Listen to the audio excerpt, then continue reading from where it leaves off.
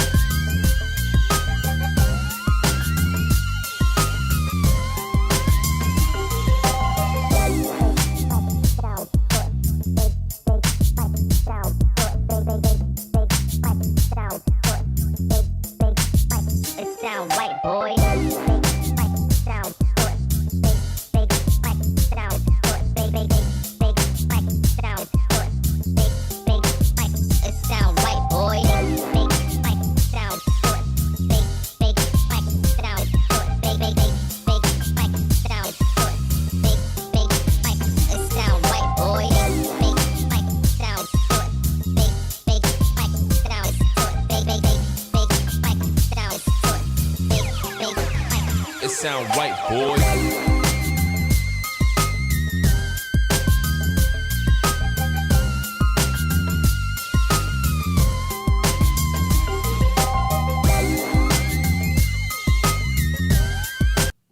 Hello, everyone, and welcome into Debate Night. I'm Hunter, joined as always here by Brodie. We're back in the studio. Feels good to be back. I'm in Virginia, baby. Yeah, you're permanently here. We're in. We are Virginian residents? Yeah. Virginia residents. You're Virginian. I'm Virginian. You are Virginian now. I'm Virginian now. You're a Virginian. I'm a Virginian. Ladies and gentlemen, I'm a Virginian. Perfect. Oh, man. But yeah, we got a great show today. It's been a little bit crazy, obviously, with everything that's going on. Obviously, our tournament's coming up, which we're going to talk about here in a little bit.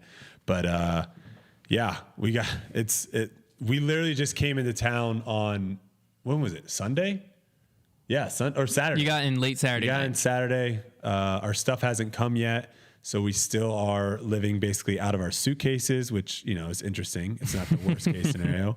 But yeah, we're here for the debate night, and we have one heck of a show. Yeah, super excited. Also super excited to welcome live calls back. Yes. So calls. If you're watching here live on YouTube, you'll be able to call in. The number will pop up on the screen. I also think it's going to be in the description if it's not there already. But we'll announce kind of when we get to that part of the show. If you're listening on Apple Podcasts, Spotify, any of those platforms, we really appreciate you listening, tuning in. Go ahead and leave us a review if you haven't already. And if it's possible for you to tune in one night and you have some things that you want to debate, feel free to do so and, pop in, hop on a call and let us know what's up. Yeah, we love our Discord server. It's absolutely incredible. If you guys haven't checked it out, definitely check it out. But I think having the ability to where anyone that has a cell phone can call in now, I think that's what the people want. Yeah, for sure. And I think that gives, potentially some of the people that might have some, opinions that they don't really see eye to eye with us, it'll make it easier for them to call versus like joining a whole Discord server. And I also do want to take 1 second just to let our audio listeners especially, but also people watching at home know Connor's not here tonight. So I just there's a chance that the audio sounds... They like the reverb. That's what made me notice it, because I think that's a sarcastic comment. We're in an empty space. So if you hear a lot of echo, it's... Is it on us? It would be the echo of the room. So what do we need to do? We just need a curtain across, but Connor's really good at getting rid of that. So Connor's really good at making it sound like there's not echo. I am not good. So I love if how that the happens, solution was just a curtain, and I was thinking we just need to fill this whole room with stuff. I will say, like a foam pit. If you talk closer to your mic, it'll help some. Okay, sorry. I will talk as far as close as I can. Is it gone? It's basically gone. Well, it's if we're talking way back here, it'll pick up off that. But if we're on our mic. People have told me I have a soulful voice. I don't know what that means, but I think I agree. Someone said you can just turn off Brodie's mic and just use mine. I don't think that's good. Okay, of course. My mic might also be loud. I'm also not as good at mixing. So we'll figure it out. That's for the audio listeners, and if you're listening live, basically just give me a break on all the technical stuff. Connor's not here this week. He's at a concert in Charlottesville. He's listening to his favorite band. So we'll give him a break this time. We'll make it work. All right, so 2 cool things that we have to discuss. One, our last podcast, I feel like was our best one so far as live goes. We had almost 1,000 people in here at one point. Yeah. So that was awesome. If you watched live last week, we appreciate it. If you can watch live, awesome. If not, It's all good. And I thought it'd be fun to do a couple giveaways. I am a fan of the giveaway. We did one on our Twitter today, and I love them. I won't stop doing them. And I think the people love them too. I'm a sucker for them. So we got 2 giveaways for you guys. We got the Photon Zone, which was a huge hit. We got a couple left of these bad boys. And if you're interested, we got this guy. And then we got the Dark Horse Undertaker as well. So what do we have to do to give them away? So what we're going to do is we're going to do a 15K subscriber giveaway. Oh, sick. What are we at? So I think we're at 12,000 right now. I'm not asking for promotion. I'm like genuinely, I have no idea what you're giving us away for. I think we're at 12,000 right now. I'll pull up the numbers right now. Yeah. So if you haven't subscribed yet, or if you're listening to this on audio, go over to our YouTube. We have a bunch of other podcasts and stuff like that for you guys to check out. Subscribe. Once we hit 15,000, then we will do the Photon Zone giveaway. Sick. And we're going to do the Dark Horse Undertaker. And you already kind of alluded to it earlier when we hit 100 reviews on Apple Podcasts. I just looked, we have 60 now. 60. Which we doubled since last podcast. So we'll definitely get to the Undertaker first. Correct, probably. So shout out to everyone that did that. And if you don't know how to do it, just literally go over to Apple Podcasts, find our podcast, scroll all the way to the bottom.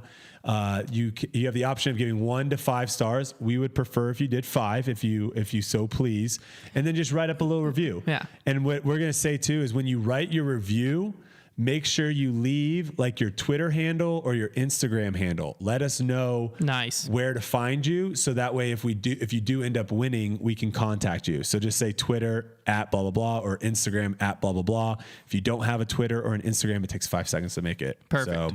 Perfect. And I did double check. We're at 12,077 here on YouTube. Okay. So we're making, so you are, so 3,000 away.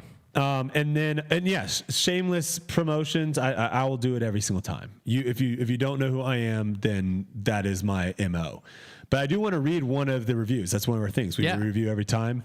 This was a review from Fresh Monkey 6, I believe. Nice. It says, this podcast is like eating a stack of Mentos after drinking a pot of dark roast coffee. Surprising, refreshing, and alarming, while also quite invigorating and awakening.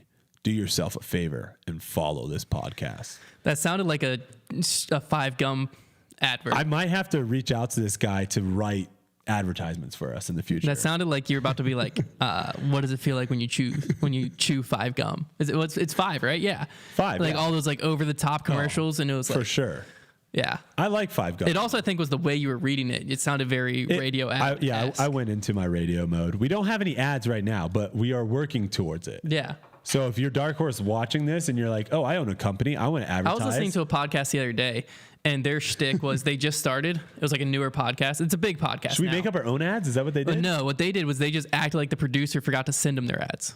So we'd be sitting here like, now, Connor, you didn't text me the ads for today yet. You know, you said you were going to get on that. And like, they just like let this guy have it for like, it was like a minute of where the ad would be, was them just being like, so are you going to text it to me? And the guy would be like, oh, I really thought I did. And like, oh, my AirDrop's even on. You can just drop it in. Because they're like, with how popular our podcast is, I know we have ads. Have at least 3 ads. Yeah, they're like, I know we don't actually have no ads with all these people listening and like waiting to buy something off of us. And so that was their ad for a minute. I thought it was pretty fun. It got a good chuckle out of me while I was running. I like that. I like that. I was gonna say we could definitely make up our own ads. Yeah. I could come up with some really good companies. Oh, you're making up companies. Oh yeah, they're not real companies. Oh, I was thinking I'm not gonna get free ads to someone. I thought we were doing like our own, like we just got an MVP shipment in. Oh no, I was gonna say like shop it at foundationdisc.com. I was gonna say like Bucky's Bubblegum. Thank you so much for the advertisement. Chew Bucky's bubblegum until your mouth falls off. It'd be like the like those Super Bowl commercials where they do it for like a fake company or do something fake, and then you go to the website like buckysbubblegum.com and it actually exists. Yeah, like, do you have problems with weak chin? We have a solution. Bucky's Bubblegum. Chew it. And then I'm just building a new website every week for them to go to. Our GoDaddy account is out of control. Okay, so maybe that loses us money every week. Okay, so that's a bad idea. All right, we're gonna get back on track here. So for last podcast, if you missed it, definitely go check it out. We had a lot of good stuff in there, but we dropped a Twitter poll about the drop zones because that was one of the big topics last podcast. Was these drop zone issues and how, are we making the drop zones too easy? Do people like them easy? So I basically just put a tweet out that said, like, let us know what you think about hole 8's drop zone. Do you want the death putt? That is what it was basically. Yeah. Or would you like to see it to where it was just move up to the shorter where tee? they still had to throw across. Yeah. And so we had over 600 votes, and 65% said they liked the death putt. Now, 65 agreed with me. Now, hold on, because I have some information. I don't remember who it was, but someone sent me some information about statistics between 2021 and 2020, the MVP Open. For a little bit of context, 2020 did do what you were saying, where they had to proceed and then throw over the water a second time. 2021, they did more the death putt decision making. You literally couldn't throw it in the water twice unless you airballed the putt. Correct. Terribly. Correct. So yeah, 2020 was what I was saying should happen. 2021 is what you're saying should happen. So they only looked at the people that threw OB. So in 2020, 162 OB throws versus 2021 had 213, which makes sense. It was 100 feet farther in 2021. You would assume more people are going to throw OB. Now, the interesting thing, though, is the average score. Even though more people threw OB in 2021, the average score was 0.6 higher in 2020. So when you're looking at scoring separation and really trying to make it to where if you make a mistake, it really penalizes you, it's clear that having a death putt is not going to do it, because having a death putt allows, even if it's 5, 6, 7 people, it allows those people to save their par, where in the other scenario, you're basically having to throw a field ace to save par. Now, one thing I would find interesting, well, I guess it doesn't, there's not really a good way to perfectly test this because they moved the tee back. Because one thing that I would say is a slight flaw in the stats is this is only looking at people who threw OB, and more people threw OB this year. Mm-hmm. So more people had to go to the drop zone this year, which could skew the data as far as like let's say that this year more better players threw OB. Mm-hmm. So then they're going to be more likely to score better from the drop zone regardless. Whereas last year, with it being shorter, better players might have been the players who are actually getting inbound, so they're not included in the statistic. I could see it. And that's right now, that's one of the issues with doing these full field statistics, right? Whenever you see the, this person had 18 strokes gained on the field, I don't like those statistics because most of these tournaments, to be frank, half the people in the field shouldn't even be in the field. Mm-hmm. Like, there is just such a huge gap where eventually there'll be a time where we'll have a field of 100 people and 80 people could win the tournament. Yeah. And right now we're at like 140, and I'd say 20 to 25 could win. Yeah. And so, on average. And the bottom people drops off significantly versus, I think, as the tour progresses and more money comes in and stuff, I think the bottom isn't going to have this massive drop off of where you're seeing guys, shoot 50 strokes worse in a 3-day tournament. I mean, that's insane. Yeah. I do think it would be interesting had this hole not changed, had the tee shot stayed in the same space and the only thing that changed was the drop zone progression. Then I think these stats would be a lot more interesting to me. Okay. 'Cause I think to me the only flaw in it was the fact that you moved 100 feet farther back this year. Yeah. So I think that would skew the numbers just because there was a better chance of players going OB that could shoot better from the drop zone. You know what I'm saying? Because if you put, I don't think that many people from the drop zone are taking a 4, a 5. No. But that's what I'm saying is fives were coming into play when you had but how much of that is from the lower part of the field is what I'm saying. That's true. So if you basically, if you look at the higher part of the field and they go from the back drop zone or the back tee like they did this year, and then they had the 2020 drop zone where they moved forward. Yep. No, you're pretty much most of them are getting up and down anyways. The only argument I could have against that is USDGC 17, where it's, a super much shorter shot, and you see pros, good pros, because no one at that tournament's bad. You have to qualify to get in there. you see pros throw back-to-back OB shots. So, yeah, it'd be interesting to see, but I think it's one of those where if you're picking two things. You're either picking, I want to see the exciting par save, like death putt, like, oh my God, he ran it and saved par, insane. Or you're saying like, you want to punish people and see people potentially get big numbers. Those are the two arguments. Yes. And so it just depends on what side of the fence you're on. Yeah, we did have someone chiming in saying that it kind of what your point was, the weaker players are getting bailed out with the lower score separation. Mm-hmm. Unless I'm understanding your point wrong, we're mainly looking at the top of the field, creating score separation there. Yeah. No, you want to make it to where if Eagle, Calvin, Ricky, whoever throws in the water, they're taking a 4 and they're not getting a 3. Yeah. See, and that's where I think our arguments differ is I think it's more exciting to give them the chance at risking a 5 running the 3 than it is basically guaranteeing their 4 by making it a 200-foot shot to deliver the water. That's where my argument comes in because every single person in that 200 case, feet's a little, or 250, where I think it goes to, if it goes to the normal tee pad, 162 people threw in from that tee pad. Now, how many of those people were bad? I'm not sure. If I remember correctly, so 162. I'm pretty sure Paul. That's the whole. Pretty sure tournament? Paul last year threw an OB on that hole. It depends on which. He threw OB on that hole. I remember. Was it the controversial one that got flipped? Ooh, you might be right. Because that was like the weird. He was not OB. It was weird. He aced one. I think he aced one round, and then I think he threw OB another. Who knows? But if 162 for the whole event. Yeah, no, I know. Not a lot of them are the top players. I know what you're saying, but again, it could be. I'm just saying, where are we creating the scoring separation? Because you want to create it everywhere. You want to create it everywhere. The whole idea is like you want people to know that when they step up on the tee, if they throw a bad shot, they're getting bogey at best. That's what you want people to know. And right now, it's set up to where if they throw a bad shot, they still go, all right, I'm just going to freaking jam this putt in. I'm going to jam this putt in. And then that doesn't really benefit the guy that threw it to 30 feet and just missed his putt and made a par, but he threw a much better shot off the tee. But then he messed up on the putt, and the other guy threw a much better putt. Yeah, but I mean, I think it's just two ways to look at it. It just depends. Yeah, it depends on what you want to do. Yeah. All right, let's talk about the big tournament coming up. I'll let you kind of intro. We're talking the Battle for Bedford. Yeah, I'll let you talk about the Battle for Bedford. Super excited. It's coming up on us. It's gonna be Friday is when it all starts. Friday, Saturday, Sunday, 3-round event.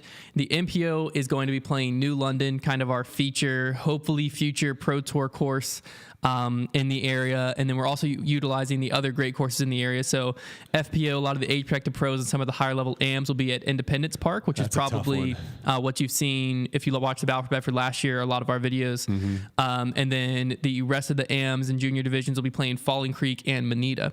So we're utilizing 4 different courses this year, running tee times for all the courses. It's by far the biggest event I've ever been in charge of, so I'm a little stressed with logistics, but I think I got it all figured out. I've got a good team kind of coming in and handling it all, so super exciting. Got a pretty sick feature card, round 1. I believe we still have to get the confirmation from the PDGA and from all the players, but assuming it all is confirmed, it'll be you, Paul, Cody Bradshaw, who's the points leader for our local tour, and then Albert Tam. He's coming in town. So nice. Pretty sick. And the disc golf guy is going to be handling the coverage of this event. So there will be coverage. You can watch all 3 rounds. The top players taking down. We should have London. a preview out on Friday. Me and Paul are doing a practice round tomorrow morning. That should be out on Friday. So if you want to take a little sneak peek of what the course looks like. Yeah. It's interesting because I had a lot of people tweeting at me being like, oh, you stopped touring because these are the hard courses, when in fact, like, I actually like hard courses more. This would probably be one of the top 3 hardest courses on tour if it was a tour course. So I think, so this is including, like I said, there's a pretty stacked field. Mm-hmm. It's not a tour. This is a B tier, mind you. So you have to remember the fact that we even have coverage and stuff like that going on is pretty crazy. But the good players that are here are good. The good players that are here are very good. Yeah. Especially even some of the local pros that are above 1,000 rated. They are very, very good and know this course well. And I think that the winner will probably average from 4 to 6 or 7 down per round is what I'm imagining. I think if someone comes in with like an 18 to 20 under total across the 3 rounds, I think that's kind of the set to win in my mind. I could be wrong. I think the course record is, I believe, 10 down. I was going to say, I'd be shocked if anyone shot double digits. I think that's the course record set by Paul, but that was like, he's played it a lot. He will tell you that's like a great round. He's also shot over par out here. There are a handful of holes that you feel are, I need to get this, but they're not gimme holes by any means. They're just like, they would be like mediocre holes to like actually decently hard holes on other courses. But on this course, because some of the holes are so hard, they feel like I have to birdie this. Yeah. But I love this course because just like what you said, you can go out there and shoot -5, -6, and then the next round go out there and not play that much worse and shoot 4 over. That's what I'm expecting. I'm expecting the player to win, to have like 1 or 2 really good rounds, like a 5 or more under, like let's say maybe an 8 under or something like that, but also have a round that's close to even. Yeah. That's what I'm expecting in my head. I love that. I love that watching versus, some of these tournaments you go to and you're like, I'm going to shoot in between 10 and 14 under every round. Yeah. And there's just not really like an idea of like, I'm ever going to get close to and I think that's par. Something that I think that this area really sets up well for is, if we are able to get a pro tour in the future, is the course that the FPO is playing, which is Independence. I think should score pretty similarly, maybe even a little bit harder score-wise over at Independence. We're having them play like a mixed tee. So the holes that I feel are basically, I made my ideal layout if I were going out there and playing it, because some of the long tees are just, it's great if we're challenging the top MPO players in the world, but when you're running a local B tier, you don't want players playing on a lot of these tees. So I made it a mix of short and long, and I think I went out there and played it, and I shot about even, which makes me think like Ellen Widboom, I believe a few other touring FPO players will be out here, and I would imagine they could shoot a few under par on a really good round as well. So I wouldn't be surprised. It's going to be tough. It wouldn't surprise me if they did shoot over, but I think it'll be close to the FPO rounds that we're seeing on tour, to where I think that these two courses complement each other very well. And if a pro tour was able to come into town, be able to run very smoothly on both of these courses. So this is kind of, for me, a test run, a proving moment of like the layouts and everything like that, getting a lot of feedback from these players who do tour and hear kind of what they think about the courses, what they think about the layout, the way the tournaments run. We were in talks about it being a Silver Series this year. It didn't work out with the Match Play Championship, but it does fit in the weekend to where hopefully next year or one of the years in the future we'll be able to make it a Silver Series and hopefully eventually a full-on Pro Tour. So definitely it's going to be exciting. And I think, too, what we're doing here is we're kind of building almost a destination, a disc golf destination, right? Yeah. Where we want it to where if you're close to like the Lynchburg area, come in. Yeah. Play these courses. Well, you can also come spectate this weekend if you'd like. The lead card goes off at 2 p.m. Eastern over at New London each day. I'm going to try to make the FPO go off a little bit earlier as well, so that hopefully people can kind of go over there, watch some of that, and then pop over to New London and get to watch a lot of good disc golf this weekend. So if you're in the area, we'll also be vending. Foundation will be vending at the Players Party and stuff like that, and that's all open to the public. We'll have some good stuff out there too. Yeah. Some photon zones, TI swirl undertakers, lots of goodies. It's definitely exciting weekend, and hopefully signs of stuff to come in the future. But I also want to touch on last weekend, which was the GMC. Brewster Ridge and what's the other name Fox of it? Run. Fox Run. It's one of my all-time, this is a goal course. This and Maple Hill are like two of the courses that I always want to play. I feel like watching it, I feel like it. I know they had Worlds at it a couple years ago. This is I think, was it 2016 or 17 that Greg Barsby won? 2018. Watching it, it felt like, looking at, again, I haven't played these courses, but watching the coverage, it felt like a better setup than what our Worlds were this year. So you had the Brewster Ridge, which was very demanding, technical, wooded course. And then you had Fox Run, which was more open, but equally demanding in the sense of like the amount of OB on the course. So you saw some people do really, really well on one style and then struggle on the other. So if you're looking for like the overall best disc golfer to that weekend, as far as wooded, technical, open, bomber, kind of keep it in the fairway, I think this one did that. Exactly. Yeah. That's what And it also just, it looks gorgeous because it's in Vermont. At one point I was watching live and I literally was like, Kelsey, look at this shot. And it was like, I think it was Chris Dickerson or something putting, and like there was like rock sculpture or like rocks, like huge rocks kind of in the foreground, and the background had like beautiful mountains and stuff. I was like, this is what we could be selling disc golf. Like, I was gonna say, look. to me, this is kind of a look at what I personally think the future of disc golf will be, because we know disc golf eventually is going to have to go to private land, right? Public land just isn't going to work. And the areas that make the most sense are kind of these ski resort type places, because ski resorts, they have great terrain. They're normally on the side of mountains, which that can be a plus or a minus, whatever. But they're in a situation where their down season is the disc golf season. You know, they have nothing going on. Yeah, early in the disc golf season, which is like that February, March range. Some of them are still active. And I know ones at higher elevation are still active in the summer. But like ones around here, there's one a little bit away called Wintergreen. It's like 2 hours away. During the summer, they try to make it like a summer resort, summer camp. There's like a lake and stuff there. No one goes during the summer.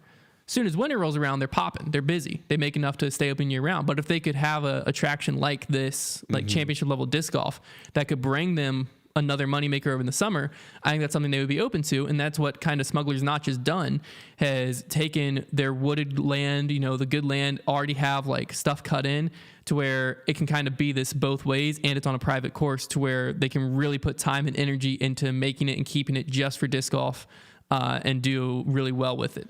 I wonder what do you think is the reason for like not there? It feels like there's not as much like, I'm going to have a buddies trip and me and my 7 buddies are going to fly to blah, blah, blah, stay there for 5 days and play disc golf.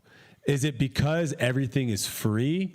And so like this notion of like, you're going to spend all this money to go play a course when you can play the 15, 20 courses in your area for free? Like why is that not happen? Or maybe it is happening and no one's really talking about it, but it does happen sometimes. But typically what it is it's more road trips, and you're hitting a bunch of courses along the way, because there's not a lot of places that like you go there and it's saturated like with really good courses. Okay. So like you go to Smuggler's Notch, but like in golf though, golf people will literally just go, like I've had 5 to 10 golf trips where we just go and we play one course. Well, people will make a trip to like Maple Hill. Like I someday, and I'm sure it'll be for a Bogey Bro battle or something like that, we'll make the trek to Massachusetts just to play Maple Hill. That's my only goal when I'm there.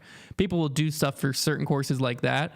But what's really common in disc golf right now is like the road trip. Like, yeah. It's like if I'm going a bunch of spots on the way. Yeah. Like for me, it would be one that I've done in the past was from here down to Georgia for a tournament. And we just hit North Carolina courses. So we're driving like, you know, first day we drive like 2 hours, hit a course, drive another 2 hours, hit a course, spend the night there, drive 3 hours, hit a course, another 2 hours, hit a course, spend a night there, and then we're in Georgia. Okay. So you plan out your kind of ideal, like these six courses on the way, and make it like a more of a week-long trip that way. But I mean, as the promotion and stuff gets bigger, I was gonna say it might be a money thing too, of just where like I feel like more people in golf are okay with, because everything's so expensive, that it's, if you went to an average disc golfer and was like, hey, here's a trip, it's going to cost you $1,500, but everything's paid for and you get to play disc golf as much as you want for the next 4 days at this location, I feel like a lot of people would be like, that's so expensive. Yes, and it depends on what's included. So what you have to remember about golf is when you're going, there's a lot more than just the golf course there. Yeah, that's what I'm saying. It's more of a resort golf kind of vibe. Because if you come to New London, right, like you make this long trek to New London. You're staying in a normal hotel. Yes, you're staying in a hotel, and then you're driving to New London, and the course is there. You're eating at Waffle House. Yeah, but the course is there, but there's not a pro shop, whole. And that's why I think like once experience. Yeah, once there's more of this whole idea, and even on my golf trips, we didn't even do any of that stuff. Like I never went down and had like breakfast in the morning. But a lot of people would. No, a lot of people do for sure.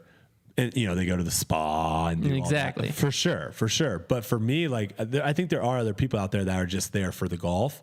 But it'll be interesting to kind of see as disc golf gets bigger, grows, more people kind of go into it, to just see kind of how that works. Well, I think a big part of it is disc golf courses transitioning to private land, because I have heard of people going to Smuggler's Notch with their primary focus being disc golf. I think that's it. And that's the thing, is you can stay there. You can take your family with you. Because like going to like a local park is kind of a weird thing. Yeah, because like that's the other thing is, all over the place. Let's say me and my wife wanted to go on a vacation. There's no way I'm getting her to travel just to a disc golf course. No. Unless it's for a tournament like a pro tour or something. Yeah. But I could very easily convince my wife to go to Smuggler's Notch. Very easily. There's stuff for her to do. There's stuff for her to do, and then I get to go play disc golf during the day. I think once more courses have, because that's what a lot of golf courses have, it'd be very easy for me to get my wife to go to the Greenbrier 2 hours away, because there's endless things for her to do, and then I could play a really nice golf course during the day. I think that's key. a whole big thing. I think having disc golf courses privately owned. I think that's the next transition we're going to see is the Pro Tour will make the transition into privately owned courses. They're already kind of doing it because that gives them enough control. Once that happens, it'll become more marketable to the everyday players. And once it becomes more marketable because of the Pro Tour, it'll start to become a better financial investment for people with enough money to get the land that can make these courses to build out a whole resort experience. In years past, it just wouldn't make sense because there's not enough disc golfers to pull from. To actually fill out. Exactly. Right now, I think Charlotte could probably do it. There's certain spots for sure that could probably pull it off. But if you're in the middle of, let's say it was Idlewild, you're like in Cincinnati, that might be a hard one to pull off 5 years ago. But now that it's getting bigger and bigger, it's like, hey, we might actually be able to pull this off because now we have so much more reach with the Pro Tour and with other things. So I think the next step we're going to see is disc golf kind of going to that private course, the Smuggler's Notch, the Maple Hill type vibe. And you could theoretically put like 3 courses on the space that takes one golf course. Oh, easily. Yeah. Especially if you make one of them a family friendly course. Yeah. It's like a resort style. Yeah. So like a little pitch and putt. So like I think that's the trick, is to build it out to where you have multiple courses you can play. But yeah, man, it'll be interesting to see. But I mean, GMC, you want to the results side, a little bit? I hate to say I called it, but on Grip Locked, I called it. Chris Dickerson takes it down. I actually had 1-2. Chris Dickerson and Ricky were my 1-2. And then Paul might have been I think I had Eagle third. But Paul snuck in there at third, tied with Andrew Presnell on the MPO side. I knew Chris would make some noise eventually on this wing. And it was kind of a similar story on FPO as far as like a player who hasn't been winning that much this year. Actually, Haley King, this was her first Pro Tour win since the Tour Championship. I was gonna say regular season win in general.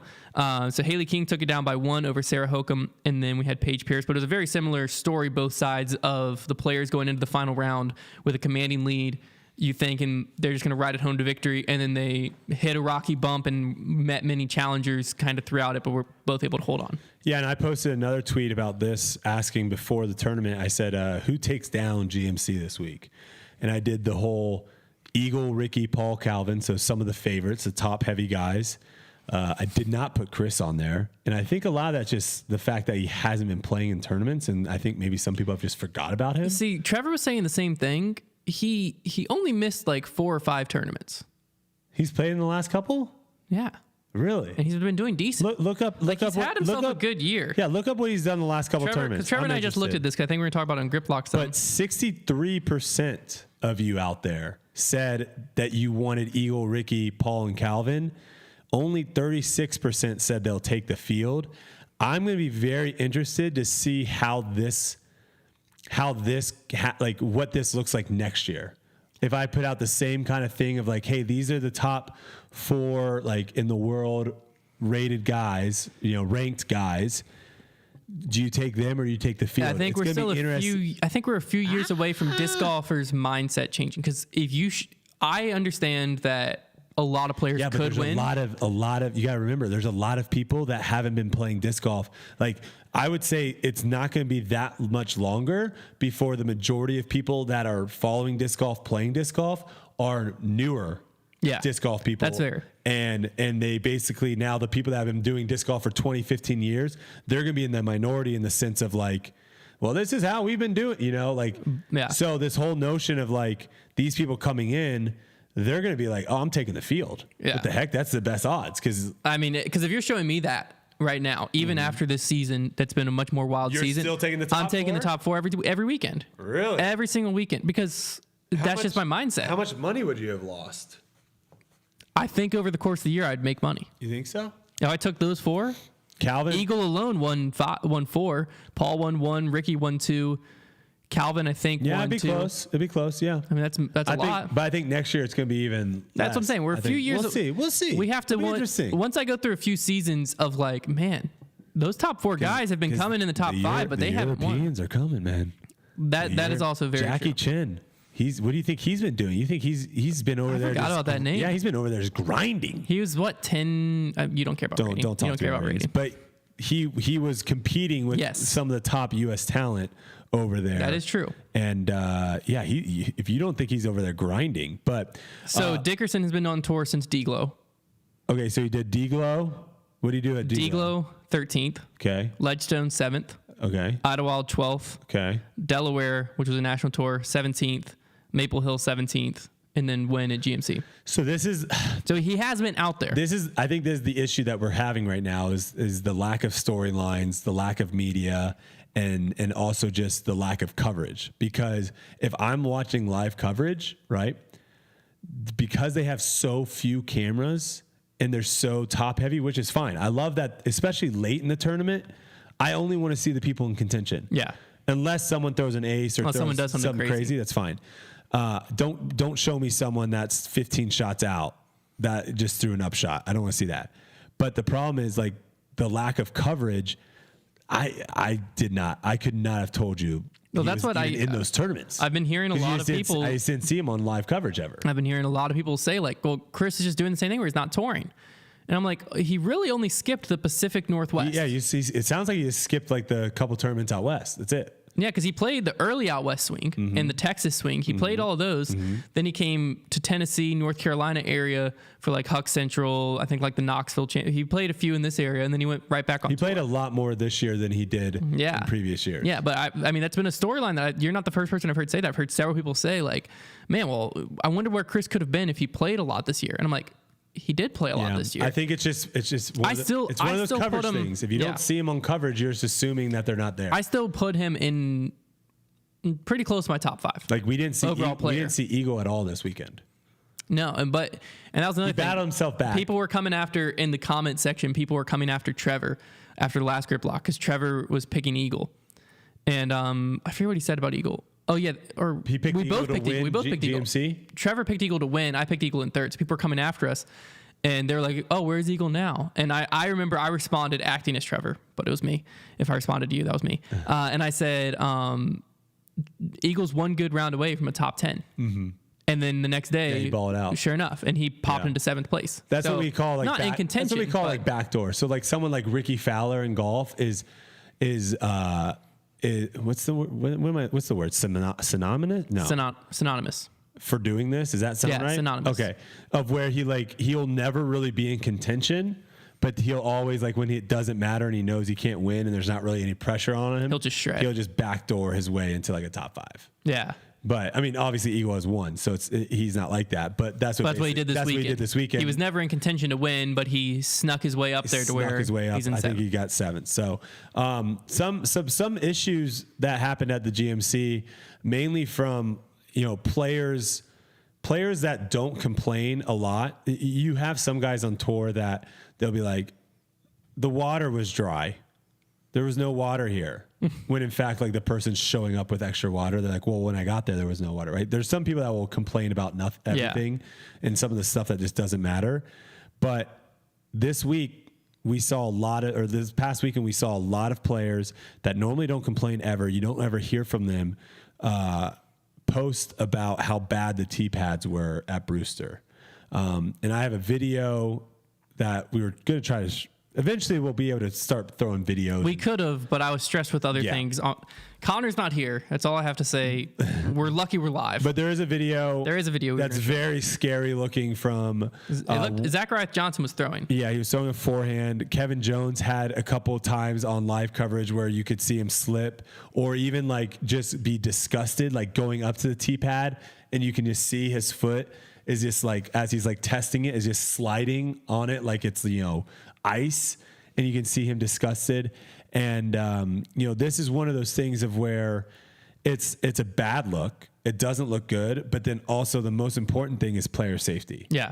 And luckily this year there hasn't as far as I know, there hasn't been a serious injury that has occurred from bad tee pads, but I don't know when they will take a stand and say, hey, we're not coming to this event until these tee pads are taken. Well, that's what I've been very surprised that we're at this point with the Pro Tour being as big and prominent as it is, and there's not an official basket of the Pro Tour. Yeah, that's wild. And the Pro Tour doesn't have like official tee pad standards, if that makes sense. Standards, yeah, for sure. I could see where you can't. Stuff. Yeah, I could see where the Pro Tour's like, we can't bring turf with us every week. Although they might be able to like roll it out somehow. I don't know.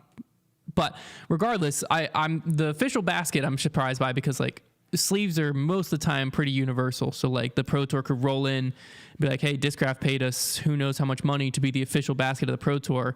When we come into your event, we're pulling your baskets and we're putting in the Discraft chainsaw or whatever. But and then the tee pads being like, hey, we're considering this event for the thing. Before we can even come out there, just make sure your tee pads match this, and this specification. It could even be material wise, like make sure you have turf tee pads that are X by X diameter, like measurements or something. Player safety needs to be number one at all times, and then right behind that, it needs to be spectator safety. Yeah, like those two things need to be always taken into account. It is very, very surprising we've made it this far in disc golf without a serious incident. They're close, and it's like there's been several close, and that's the thing I don't want to have happen. I don't want to have a player blow out their knee, blow out something, and then the Pro Tour says, "Oh, we got to do something about this." Like, it doesn't. I don't want to see that, because also you have to wonder. A lot of times, spectators are there and didn't sign waivers or anything like that, insurance wise. So that's if a wild. Player, that's wild. If a player just domes someone with a forehand and they need stitches, or maybe it knocks them out or something, what happens? What if they tried A, suing the player, or B, suing the Pro Tour? You got to think about. There might be some of these events where the spectators are paying to spectate. There might be some type of like check this, whatever. But it is very interesting. That's pretty much every sports event you go to. If you like read the back of the ticket that you bought, it basically says all that stuff on there. Is that covered with the Pro Tour? Is that covered with the PDG? Who knows?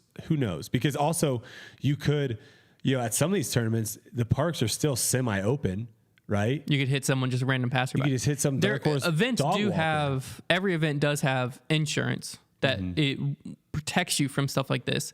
But I don't know about players, like if they tried to come out, because that's why Innova, for instance, you might actually not know this because before you got in the sport, Innova went through this whole situation. I don't remember exactly what happened, but they had to put on the bottom of their disc like something along the lines of like for disc golf use only or something like that. And part of the issue was, so like there's a pre that and a post that, and part of the issue was like someone in a park got hit and tried suing the manufacturer.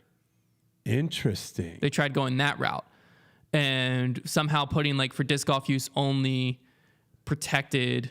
Because you should be playing on a course, and if you get it was I forget the exact technicalities. It was when I was first getting into the sport that I heard about it. It was also probably back in the day where like people were just suing everyone. It's like you the person that sued for McDonald's for the coffee. Look at the disc. Do Discraft discs say it?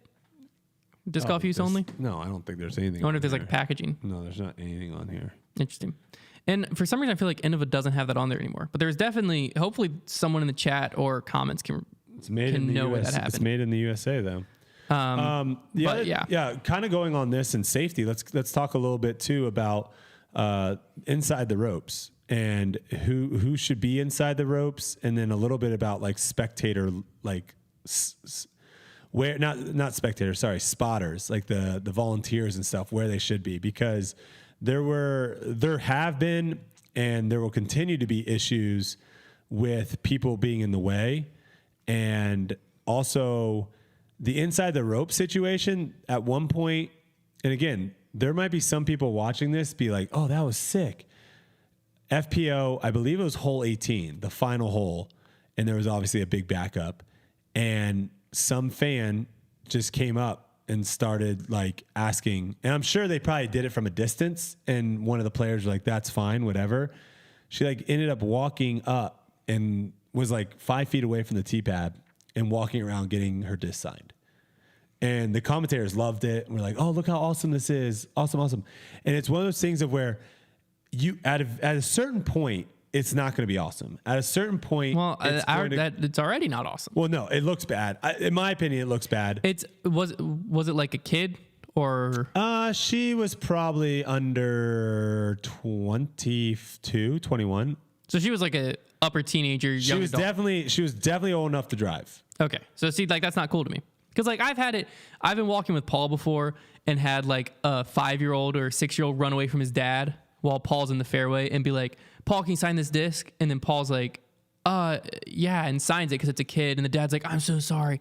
That moment, it is what it is. That happens in the NBA. No, it doesn't. Yeah, you haven't seen the moment where like a kid literally broke away from his mom and sprinted out and hugged Kevin Durant. Oh, okay. Kevin Durant like hugged it happens in soccer too, like little kids. Yeah, like a little kid doesn't know. For sure, yes. But once you're old enough to understand, I thought you were saying I thought you were saying a little kid was asking for an autograph. I was like, no. No, the kid like ran to hug Kevin Durant. Yes. And that's a little kid. He asked Paul for the autograph, but to me, that's a similar thing of like hugging Kevin Durant. Okay. But as far as like whatever. Yes. But when it goes to once you're old enough to have awareness, I guess because they're on a backup, maybe it was like they're not doing anything right now. Well, again, but they're still in the middle of their round. Yeah, again, it's the whole idea of like there isn't really a good separation between the people that are there to entertain and the people that are there to watch. Yeah. Like there's not a good enough separation to where it makes people. And again, at golf, you go to PGA Tour events. The spectators are talking to players as they're walking. Sometimes they are, if there is a backup, they will talk. But like the players also have caddies. And also there is a decent division between the players and the spectators. A lot of times it's a player's choice to go over in that exactly. area. It's the player's choice. And if the player decides not to engage with the crowd, no one views the player as, oh, that guy sucks. Disc golf, if the player's like super focused and like trying to figure out what to do with the next shot and doesn't, do something with the crowd, the crowd's going to like be like, well, that guy sucks. He's a jerk. And I don't think that's fair to the player. So here's a question. It is what it is, though. But at a certain point, it's going to be a problem. Here's a question. A big problem. Who should be allowed inside the ropes? And like, yeah. I guess should there be like a tier? Media. Caddies and media. That's it. So each player gets one person? What do you mean? Yeah, each player gets a caddy. Okay. Yep. And does the caddy have to be like carrying their bag, certified caddy? Well, also, there's a difference. There's a difference between like inside the ropes and so certain media people. I'll just explain what the PGA Tour does because I've been inside and kind of seen exactly kind of how it goes down.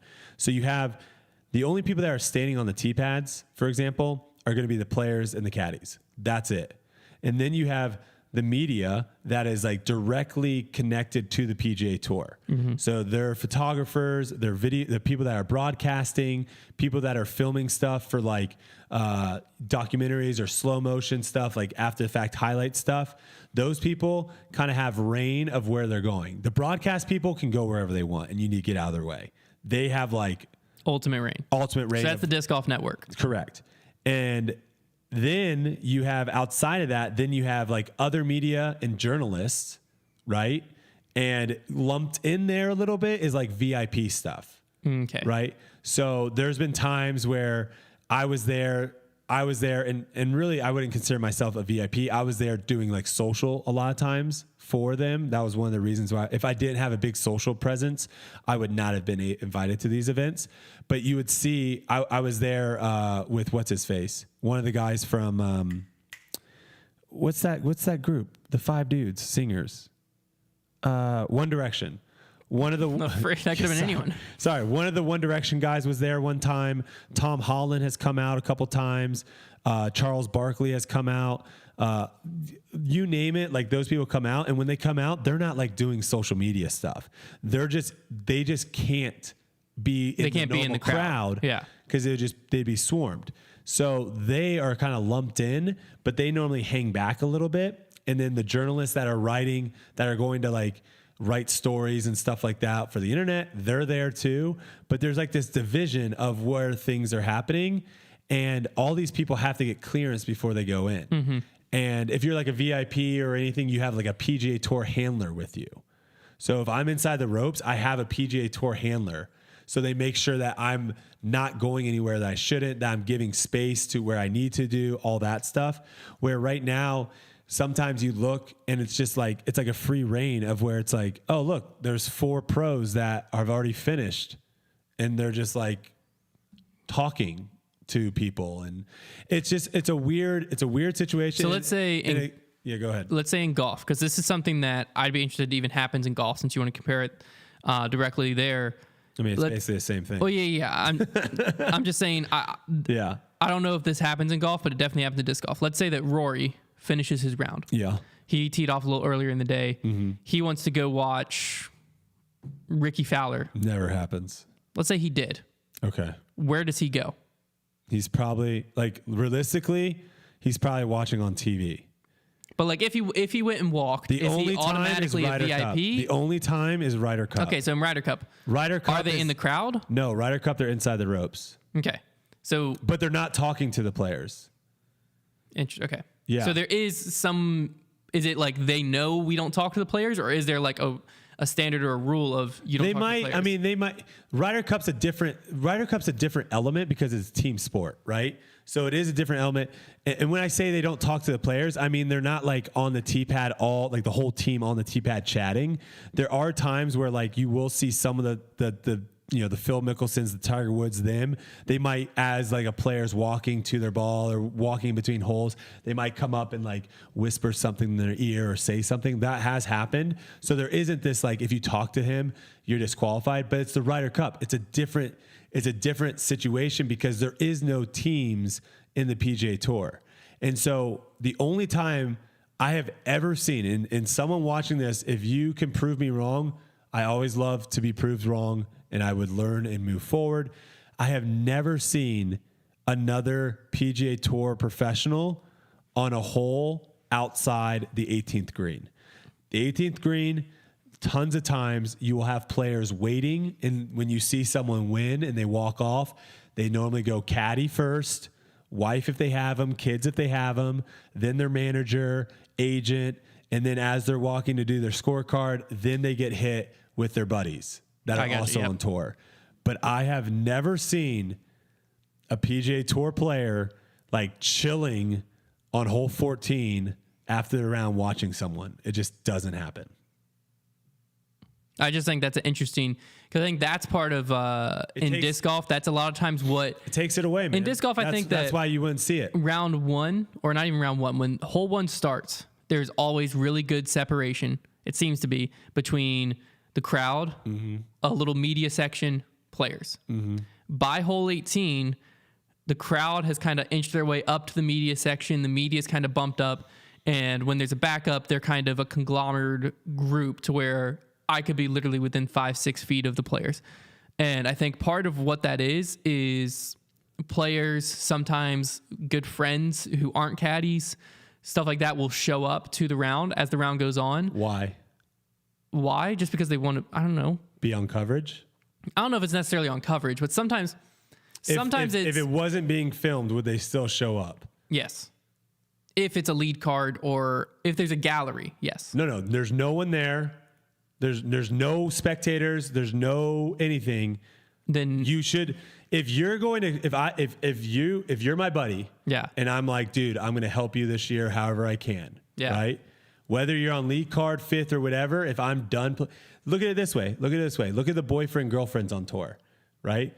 The boyfriend after their round, or the girlfriend before her round, or however the tee pads are, they're always there, regardless whether on lead card or seventh card or whatever.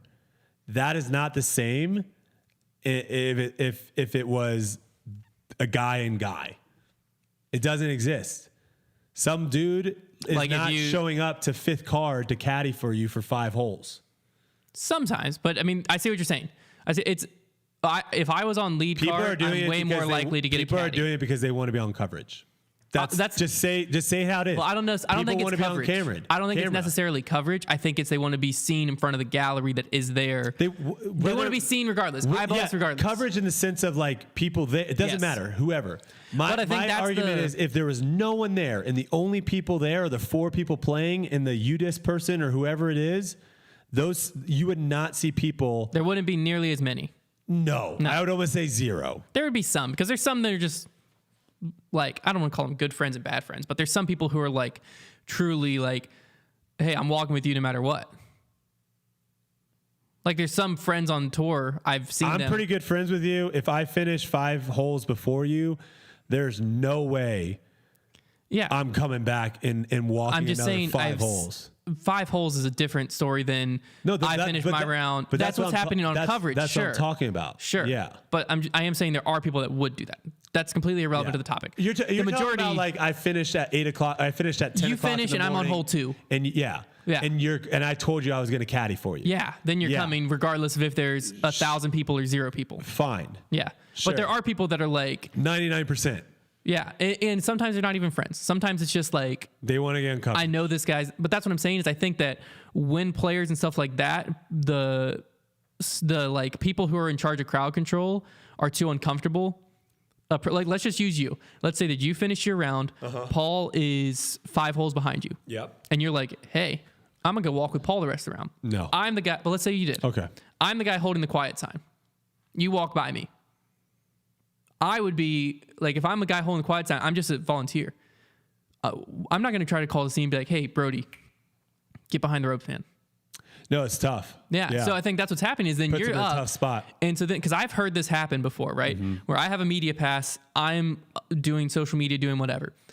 A player or someone will finish their round, come talk to me to get inside the ropes. So they're like, hey, no, I'm just talking to Hunter real quick. Talk to me for literally 2 seconds.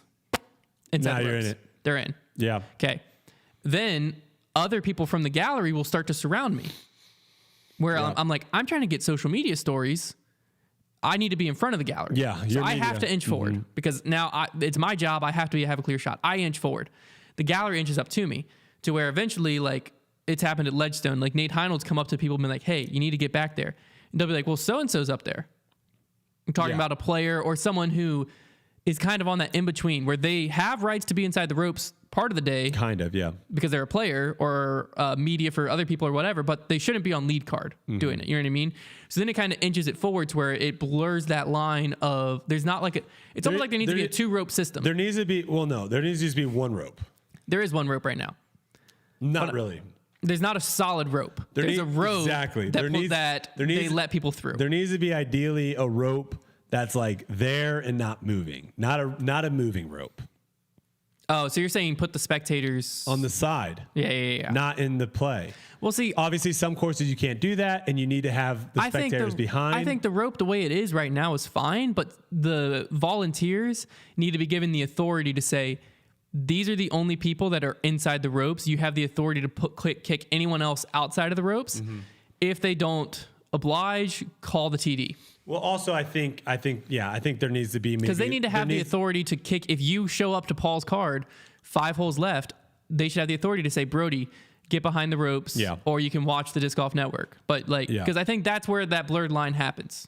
I don't even know how we got to this topic. Yeah, but here we are. We're gonna skip on through, but yeah, I mean it's a situation. We're gonna go straight into another tournament that's happening, not the Battle for Bedford, but the Disc Golf Match Play Championship. Oh heck yeah! I didn't bring my bracket. It's fine. We're not gonna really talk too much about it. Basically, for you guys that don't know, there's a Disc Golf Pro Tour event this year that is match play, and if I am not wrong here, it's the first the first legit match play tournament. First one that's heavily promoted, yeah. Yeah. There's been some amateur, and I'm sure there's been some ones, match. but like the first one with like some of the top other than players in the world. Yeah, other than the major we're going to see next year. Oh, there you go. Can't wait for that. 4th major. I don't know if you can see this if you're watching on YouTube. There's no way they're reading that. Okay, but basically something that I found was kind of interesting was there wasn't actually a printable bracket. No, but they did tweet where you could fill it out. You could fill it out online. Interesting. That was made by PDGA Stats. Oh, that wasn't made by the Disc Golf Pro Tour. Yeah. So backstory. Earlier today, we were trying to find a printable bracket. We printed out the picture that they had put out, right? And because we were just going to use it for our office to like have a little bracket challenge. And then we were like trying to figure out a way to get all of you guys to fill out a bracket with us. And we were struggling, couldn't figure it out. literally about the exact same time the Apparently Pro Tour someone figured it out and we didn't know. tweets that you can fill it out. It's a site that we were on. I missed it. We have no idea. But when you go to it, it does say organized by PDJ Stats. Okay, fair enough. So if you want to do that online, check that out. We will be doing our own little challenge at Foundation. I think we're going to have everyone fill it out. I mean, I guess Paul's not on here, right? He's not playing. Paul's not playing, no. So Paul could theoretically fill it out too if you wanted to. Yeah, if he was out.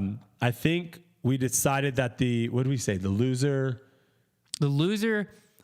everyone who beats whoever the last place person is, gets to collaborate on a T-shirt. Oh, yes. That the loser has to wear in the next podcast or piece of content they're in. Yes. Because there's a chance that it's like Silas or Carson who are just in the warehouse, and we'll just have to. No, they're going on Grip They'll Lock just for have to a get 15-minute interview. Yeah, wearing that. Or shirt. I'm just sitting here debating the crap out of them, and they don't know what to do. Possibly even funnier, they have to sit in the background of Grip Lock with no mic. That might be better. That might be better. But we will probably go. I know you guys are going to talk about this on Grip Locked. Yes, we're going to go through match by match on Grip Lock, and then maybe we can do a quick one on the Bogey Banner when I jump on there. Yeah, and talk about yours. Yeah. But yeah, check that out. It's going to be interesting, and I think the real question is really how these guys are going to be able to handle the different strategy involved in match play, because it is going to be very different than stroke play where, hole 3. And the other weird thing too, which I don't know if this is across the board with disc golfers that aren't familiar with golf, but it looks like they're only doing 12 holes. And that is like unheard of in golf. I'm 18. Like you're not doing 19, you're not doing 17, you're playing 18 holes of match play. 12 is an insanely low number to where if someone gets hot early or makes a couple putts early or someone makes a few mistakes early, it could be almost over.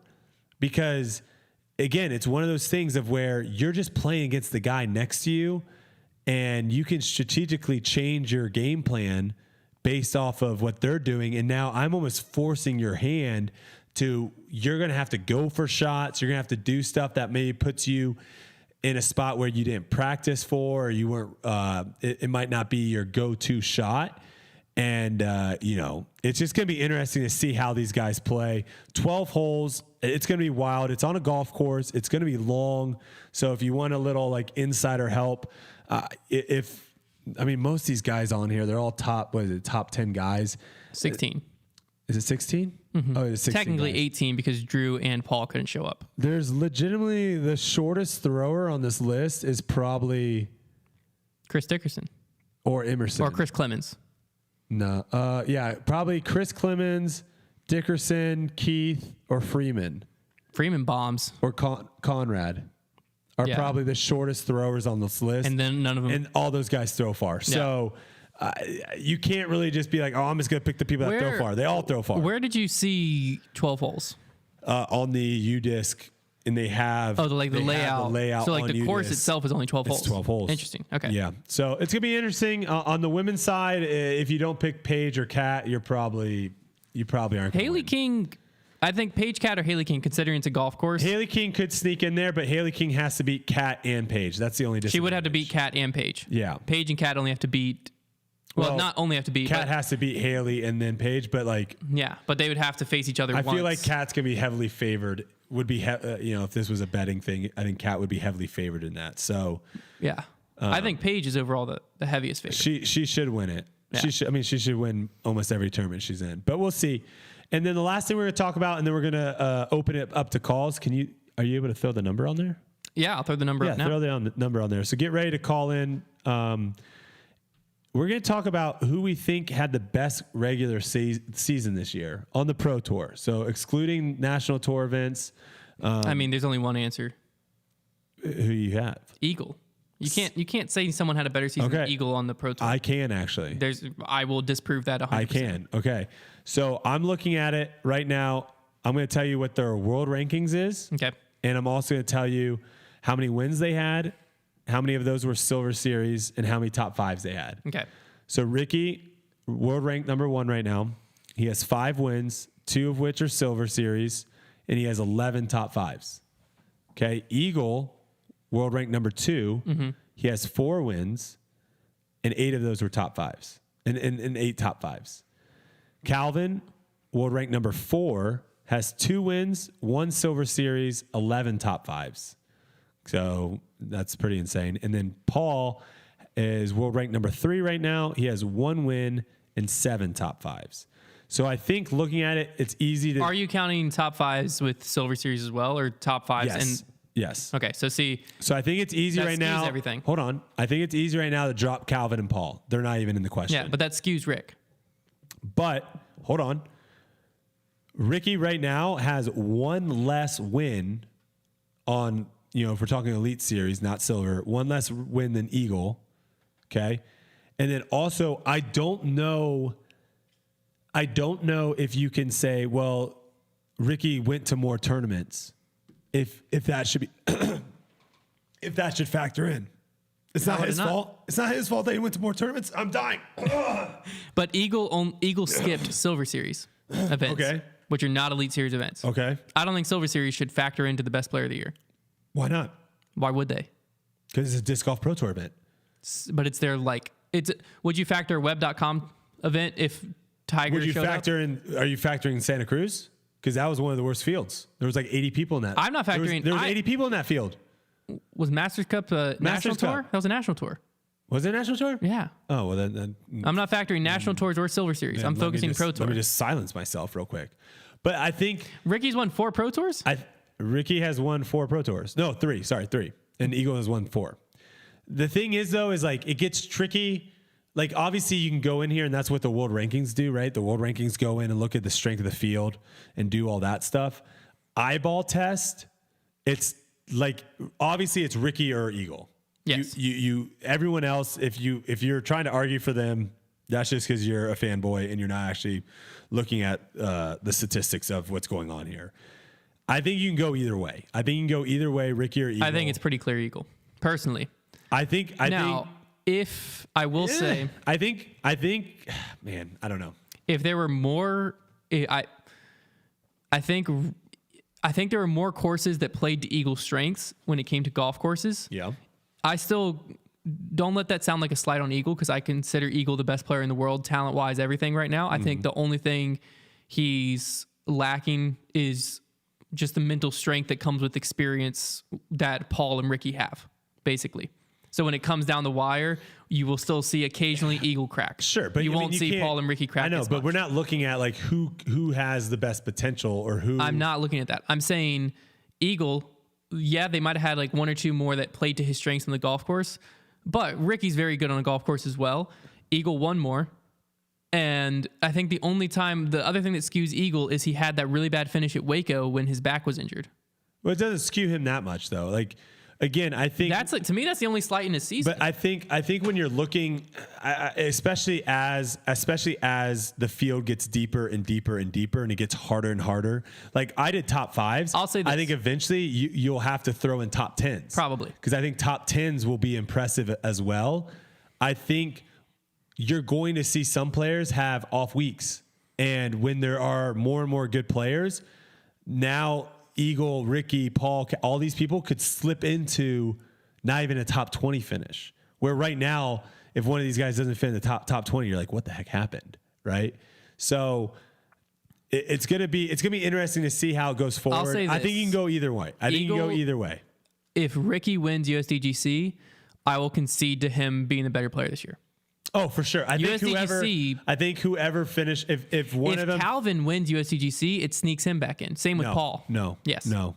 Majors hold so much more weight, in my opinion, especially USDGC. Paul would I would have put 2 James wins. close to mine. Paul would have 2 wins. That would be his 3rd Elite Series or Major. No, he's only has 1 win this year. No, he has a National Tour win. Okay, but you're talking. Okay, so now you're talking about the. I'm saying if we start including majors, you got to look at the grand scheme, best player. Scheme of if we're just looking at Pro Tour, Eagle's already done it. Eagle was the best player in Pro Tour. If you add National Tour, how many more Ricky wins does he have? That's what I'm saying. If we're going Pro Tour, which is what Ricky, you brought up, I think you add 2 more wins. If you go Pro Tour, which you brought up, Eagle already sealed it.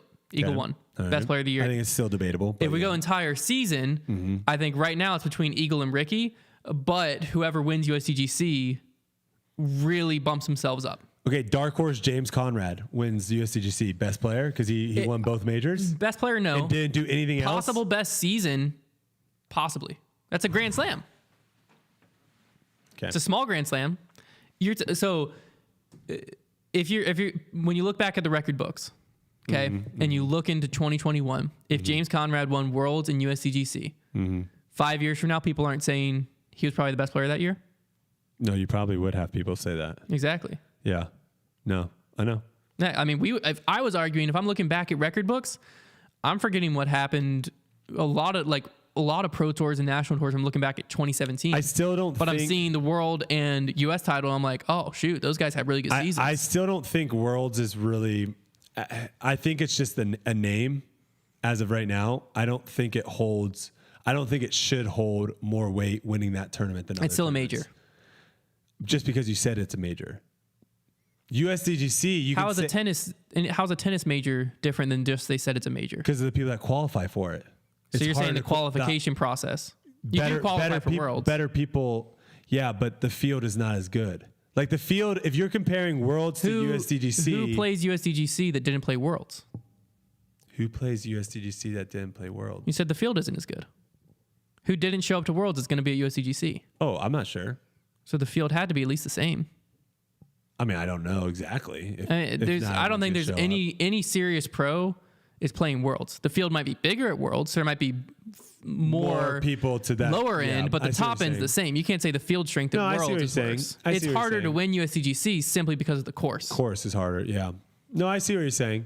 I still think my experience at Worlds, I don't want to get into it too much, but my experience at Worlds, it just didn't seem like it. You experienced a weird Worlds. It didn't feel any different. If anything, it felt lower than other tournaments I had played that year. I think this Worlds was a weird one because this is the first time in my whole time being a disc golf fan or like really paying attention to the sport that I've heard a lot of people and a lot of well-respected people complain about different things, but there were like several people complaining about each thing at Worlds. Usually Worlds is like the pinnacle of how an event's ran.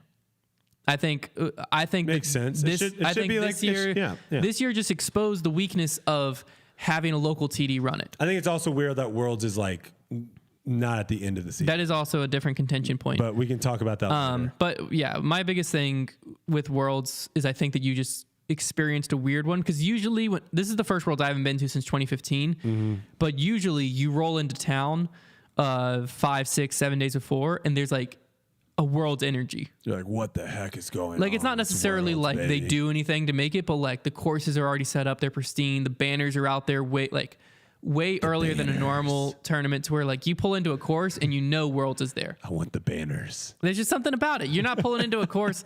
It's not like you're walking into a basketball gym and you're like, oh, is there a game here tonight? Yeah. It's like you walk into a game like gym and there's 60,000 t-shirts over the thing. You're like, yeah, we're playing in front of a crowd tonight. It's happening. Yeah. It's a different feel. Yeah. Emporia, someone said it in the chat and they're right. Emporia will be like that next year. Emporia does it right. All right, let's take some calls. Let's open some calls. So the number's back on the screen. Number's back on. Give it a call, and let's talk. Let's have a little debate. Whatever topic you want to bring up. Yeah, whatever you guys are feeling. We talked about a decent amount tonight, so there should be. Yeah, we've been rolling for a while. All right, we got a call in here already.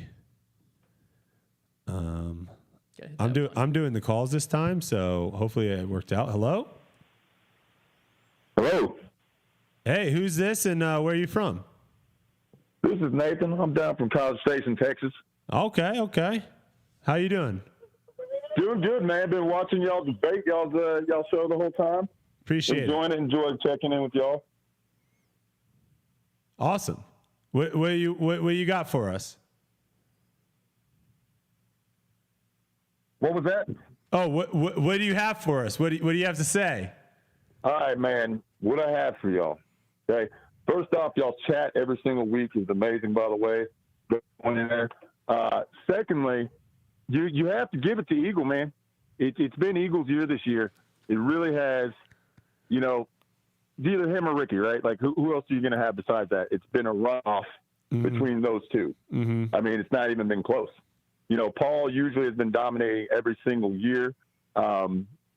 He's one of the best to have done it. But for this year, I mean, you got to look at Eagle has really came into his own. You know, I don't know if Paul getting that big contract motivated Eagle, because I believe he's probably going to be the next one due up, you know, coming up for a big contract will be Eagle. Yeah, no, So, I mean, you're right. I mean, it's definitely between Eagle and Ricky. I think if Ricky would have somehow been able to chase down Chris this past weekend, I think he would have gotten the bump over Eagle, simply just because obviously coming off, they would have the same amount of wins, and then him having a couple more Silver Series and him winning the last event. But you're right. I think it could go either way. And, you know, if I can't disagree too much with Eagle, his performances and quite frankly, his wins at some of these events weren't close. Like, he ran away with them. So he definitely had himself a year. That's for sure. I agree. Most definitely. I mean, it's been his year, man. And like I said, Ricky does what Ricky does. You know, Yep. he shows up pretty much every weekend. He's top 3 usually. The other one I would have said, but he hasn't won, would have been Calvin, just because of how consistent he's been going throughout the year. You know, top 3 player, I would say, not, you know, for the top spot. You just gotta get the wins, man. You gotta get the wins. Yeah, Calvin won Ledgestone, but it's a co-win with Ricky. But like, he could have had an insane win, like there was multiple tournaments that he could have won to where he could have potentially had 5-6 wins this year. Yes. Right.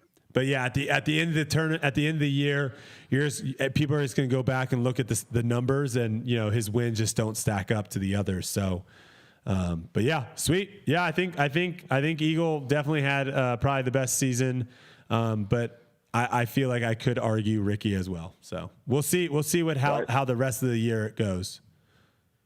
All right, most definitely, man. I appreciate y'all taking my call, man. Me and my wife and my kids, we watch you guys pretty much every week. So hey, we appreciate that. Doing, man. Y'all have a blessed rest of the night, man. Thank you so much for calling in, man. Take it easy. All right. First call. Fair enough. Agreed with me. Yeah, I was gonna say I was gonna say you always feel good when you have Keep people. it up. When the polls on Twitter agree with you. There's a lot of people in the Grip Block chat, and I've seen people in this chat have been saying that we've been coming after Calvin for not having wins. So I had to throw in, we know he had a Ledgestone win, but he did tie with Ricky there. All right. Hello. Hey, what's up, man? Who we got here, and where are you calling from? This is Jonathan from Charlotte. What's up, man? How you doing? Doing pretty good. All right, I got kind of like a 2-part question for you. All right. How far do you think the sport is from being able to have prize pools large enough to like support players full time? Do you think that lack of prize money is keeping people from pursuing the sport maybe at like a younger age? I know from I'm a golfer, and I know I pursued it pretty hardcore just because of college scholarship opportunities and stuff like that. Yeah. I mean, to answer your second question first, I would say 100% it's stopping people. And it's not even stopping people that are thinking about touring or, you know, have maybe the idea that maybe one day they're touring. It's stopping some of the top players in the world. I mean, we just talked about earlier Chris Dickerson not going on the West Coast. He doesn't go on the West Coast because he just doesn't think it's financially it makes sense financially for him to travel all that way over there.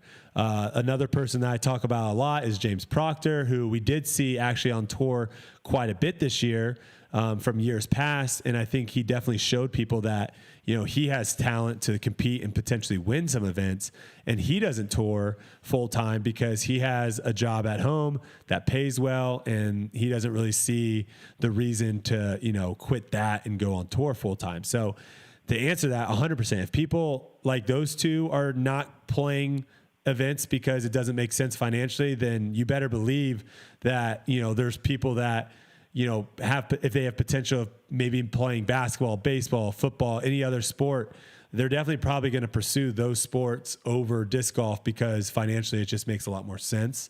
Now, your first question about when are the prize pools going to catch up? It's just going to come down to sponsorships.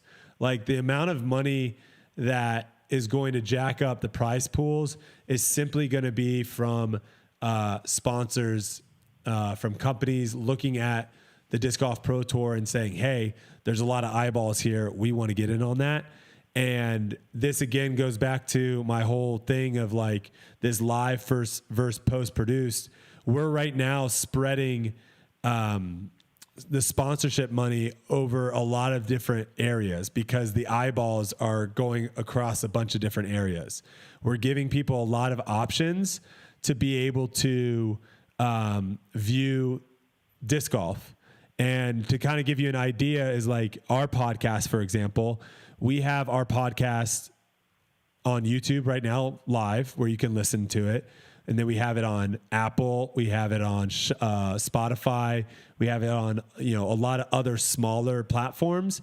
And when someone comes to us and says, hey, we're interested in throwing an ad on your guys' podcast, we combine all those numbers and give it to them and say, this is how many people are going to hear your ad. Now, the issue is when you're doing live and you're doing post, what post is producing versus what live is producing is definitely different. And going to a company and trying to sell both I know that the Pro Tour does do this a little bit. It would be in the Pro Tours, it would be wise for the Pro Tour, and I'll leave it at this, and Hunter, if you want to come in, it'd be wise for the Pro Tour to figure out how can we get as many eyeballs watching live? How can we get as many people tuned in? Because then we can sell that number and we can make a lot more money. Hunter. I mean, I've always been in agreement with that statement. So okay, I'm not going to add too much. I think we might have to do a whole debate night on the live versus post. And I want those Jomez fanboys in here and I can present the topic. I know the argument because I've argued it multiple times. Yeah. I think what people, and this is something too, I don't think people realize how much money you can make on like social media, on YouTube, on all, and when you talk about broadcasting, it's probably even more. I don't think people really realize the money that you can make on it and just how different views are, right? So if you're, for example, like in a podcast, if your podcast gets 10,000 views versus a podcast that gets like 25,000 views, you're talking a couple $1,000s difference. Right. So now if you're talking about Disc Golf Pro Tour getting 15,000 views versus 100,000 views, I mean, we're now talking about tens of thousands of dollars difference coming into purses. And I mean, and that's tens of thousands of dollars per company. So if you have like 7 companies, now we're adding $100,000. I mean, it just goes up and up and up as numbers go. So I think if I'm in the Pro Tour situation, I'm trying to figure out how can we get as many people watching live as possible. So hopefully I answered your question. I've never been to a live event. I'm pretty new to the sport, but do they typically charge for tickets like to go view it? Some are, some don't. That's, for most sports, that's a pretty large source of. Yeah, and I think some do, and I think we have seen they've seen success. I know like DDO did it. I believe Ledgestone or one other company did it. In the prize purses for those were pretty high because of the amount of money that was driven in. I know Worlds did it as well, and that's definitely something for sure that they are doing well right now. So yeah, for sure. Yeah. Okay, sweet. Yeah, appreciate you calling in, brother. No worries. Y'all have a good one. You too. All right, man. Live versus post always gets me fired up. It gets a lot of people fired up. It always gets me fired up. I think people think whenever we talk about it too that we're directly coming after post-produced companies in a way. Yeah, it's not that. And it's nothing against the company. No. Because if I was at the head of Jomez GK Pro Gatekeeper, you're doing great. I'm doing the exact same thing that they're doing as much as I can. Because 100%. Why wouldn't I? Because I'm given the opportunity to monetize this situation. Making the money. But when you look at it from the Pro Tour side, and I think it's the Pro Tour knows, they're very smart people, they are doing a slow play. You can see it. They don't want to make a move too quick. Exactly. That happened in 2016. It bit the Pro Tour in the butt with Steve Dodge when he was in charge. They're doing a slow play. You've already seen where GK Pro wanted to release, I think it was like the FPO coverage same day. They want to do 10 p.m. And the Pro Tour said, no. Nope. They said the earliest you can do is 12 a.m. next day because your contract's next day coverage. I think it's going to eventually happen. Eventually it'll slowly be pushed back to, hey, you got to hold that coverage 2 days. The sooner the better. I disagree there, though. Okay. I do disagree there. I think you got here. Who we got here? Hi, it's Danny from Columbus, Ohio. Danny, what's up? Go Buckeyes. Yeah, go Bucks. Unfortunately, that last weekend didn't really help us. No, it's fine. That was just a rare occurrence. That's not going to happen again. We always play to our competition. Yep. But I have a hot take for you here. Let's hear it. Two-part. One, Augusta National would be the best golf course to host a disc golf tournament. Two, somebody needs to teach Trevor how to putt. Well, I mean, that's not a debate. That's just a fact. Especially if you haven't watched our most recent video today. His putting was bad. Yeah, we had to go into the archives to show, because Trevor at some point said, like, people think that this is some new thing. I've been struggling since the beginning. And so Connor put a little highlight clip of some old video. It's a funny moment. Sure you definitely got to check that out. All right, Danny, this is good. I don't know how much into it I want to get here, but this could be potentially a great tweet at some point of just what you said. What golf course would be the best disc golf course? I mean, obviously Augusta's up there. Other ones that come to mind are Pebble Beach. What makes Augusta so good disc golf wise? It would by far be the coolest looking. Just scenic looking. Yes. Okay. Just the fact that everything is perfectly manicured, the azaleas. I mean, it would just be beautiful. And they do have a lot of really. What do you know? What trees those are? What trees are those? I don't know. I don't know what they are either. But they have a lot of them. And so you could make some pretty cool holes out of kind of like that. To me, that would be the key. Is you'd have to be some type of golf course that you could design those extra elements, different ways to challenge players. Other than because like Augusta's going to look gorgeous, yeah. It's probably it's the most iconic golf course probably in the world, right? I mean, because anytime I hear a non-disc golfer, it's just about who you talk to. No matter what, it's St. Andrews is probably number one. Okay, I've heard of that too. But yes, but regardless, it would look amazing, yeah. But it's a question of like, is that what would play the best? Yeah, would be the question I'd ask. I think there's a great Twitter question, Danny, and I can't wait to see some of the answers. The one I'm going to throw out there is Pebble, and then I would also say the Players Championship. TPC Sawgrass. I don't know enough to comment. Like, I'm just thinking about having a basket on like 17's green. Oh, that's used to be Waste Management? No. 17's the island green. I'm thinking the famous island green. You know the famous island green? Yeah. I'm thinking of a different. I was thinking of a different hole the first time you said it, but yes. That would, and it's got the perfect like hillside where everyone can sit and watch. I mean, it's just literally Waste Management 16. That's what I was thinking of. It's not a good hole though. That's just the loudest hole. It's just you have a stadium. The reason why it's cool is you have a stadium. The hole itself is kind of 17 TPC Sawgrass. Woo! You would see a lot of, and 18 too. 18 would be a bruiser over hole. So, all right, Dan, we're gonna throw that up on Twitter probably right after this because I want to hear some answers. Thanks for bringing that to us.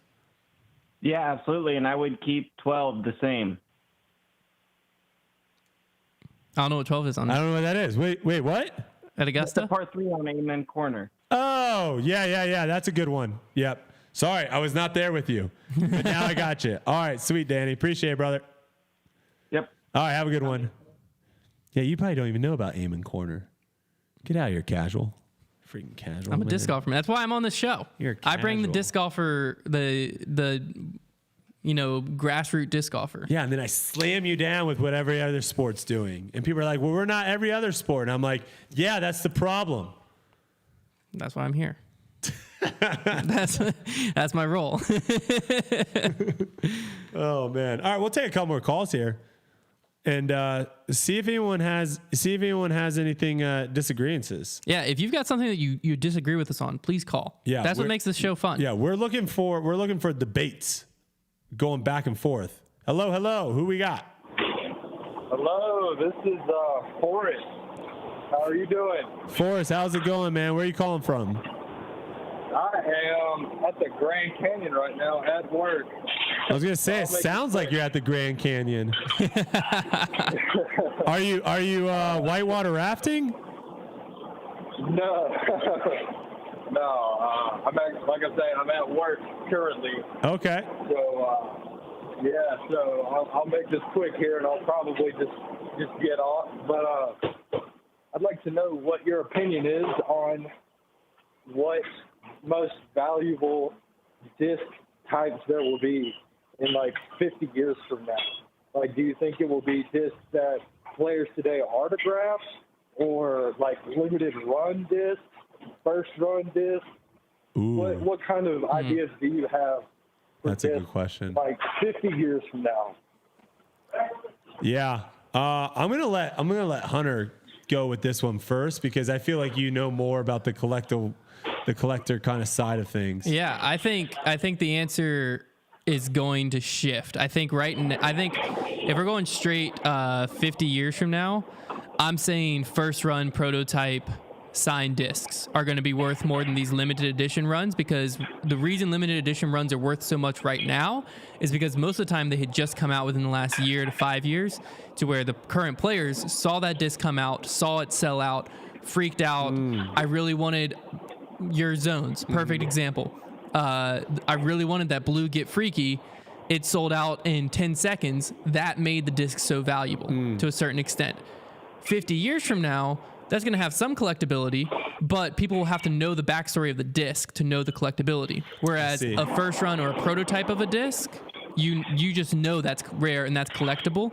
Same thing goes with the signature. Signatures of athletes always go up once they're deceased and can't produce anymore, because you know you have an asset there. So I think 50 years from now, you got to factor that in as well. So I'm thinking prototype, signature, first run type discs are going to far outweigh the collector market than these limited editions that we're seeing flood the collector market right now. Makes a lot of sense. Thanks for calling in, man. Thanks for the question. Thank you. Have a good one. All right, you too, brother. Take it easy. Yeah, that's a great question. Is that our first call from like a national park? I don't know. It might be. It was Dark Horse. That's definitely, I think, a great. I'm trying to figure out a great topic, because what was his job for the? I don't know. He was on a construction site for sure, but I don't know what he's doing at the Grand Canyon. Dark Horse. Hello. Who we got? Howdy. This is Dane from Texas. Dane, what's up? We got a lot of Texas people calling in tonight. How's it going, man? Going well. So my question was about the tour season.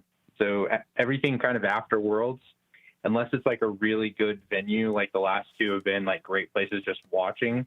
It feels like some of the events have lost their luster, where if they had happened before Worlds, you kind of have like that lead up to Worlds. Oh, for sure. I'm wondering what your thoughts are on kind of the length of the season, or just like the quality of events, kind of the layout of where Worlds is maybe, but I kind of felt a little bit of watching fatigue. I don't know if players were feeling the same thing.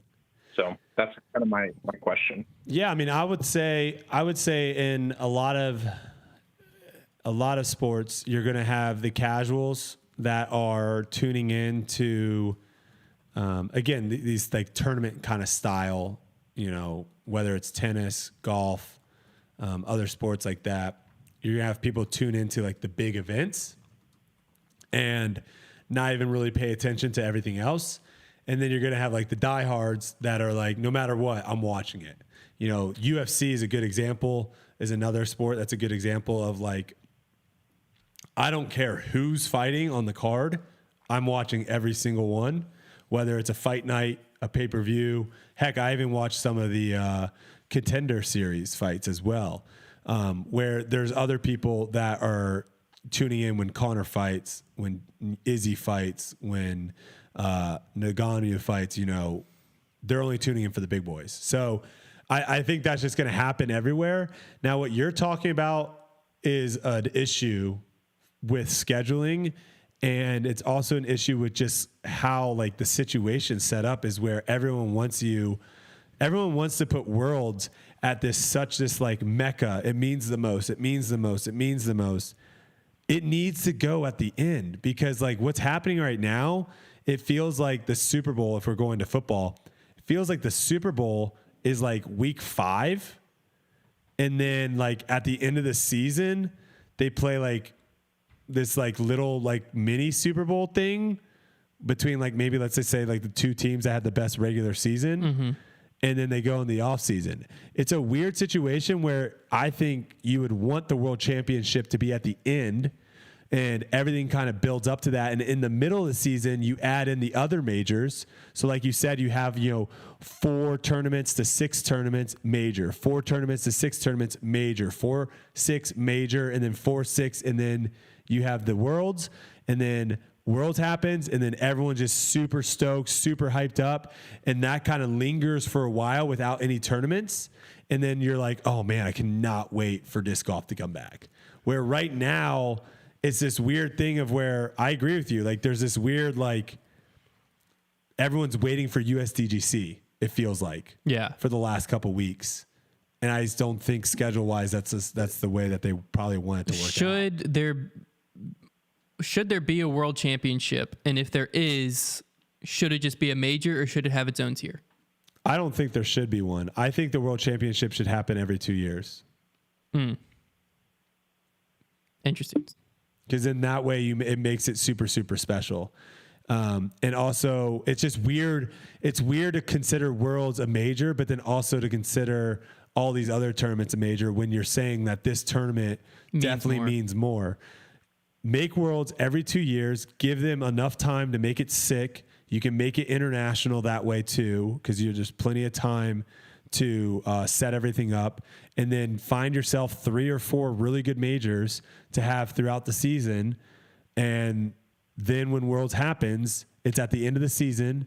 Everyone gets jacked up for it. It's like the Olympics. If the Olympics happened every year, it wouldn't be that big. It wouldn't be special. But the Olympics happen every 4 years. And so like everyone's like so eager to watch it because they haven't seen it. So I think that's what they should do. Or just get rid of it. I mean, that's my opinion, honestly, too. That's what I was thinking. It's a weird thing because I don't know. If we just went to Utah for another major and then the season continued, it wouldn't feel weird. The weirdest thing to me is the season we're in right now doesn't feel weird anymore. That first weekend after Worlds, that first tournament after Worlds, I never care about it, ever. It's my job to care about it. I still don't. Yeah. Because we just watched Worlds. The peak, what feels like the peak of the season just happened. And then it's like, we're back in it. And it just doesn't feel like a good tournament the next weekend, no matter what it is. Yeah, I think definitely they need to tweak out the schedule a little bit. And again, it's one of those things where the PJ, not the PJ Tour, but golf in general just switched their majors. Like they've had majors set, this one. They just switched one to that I think was first is now like third, I believe.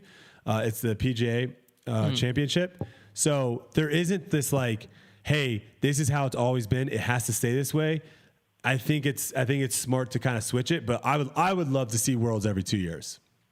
So that's what I would say. But hey, great question. Thanks for calling in, brother. Yep. Thanks for answering. Yep. Take it easy.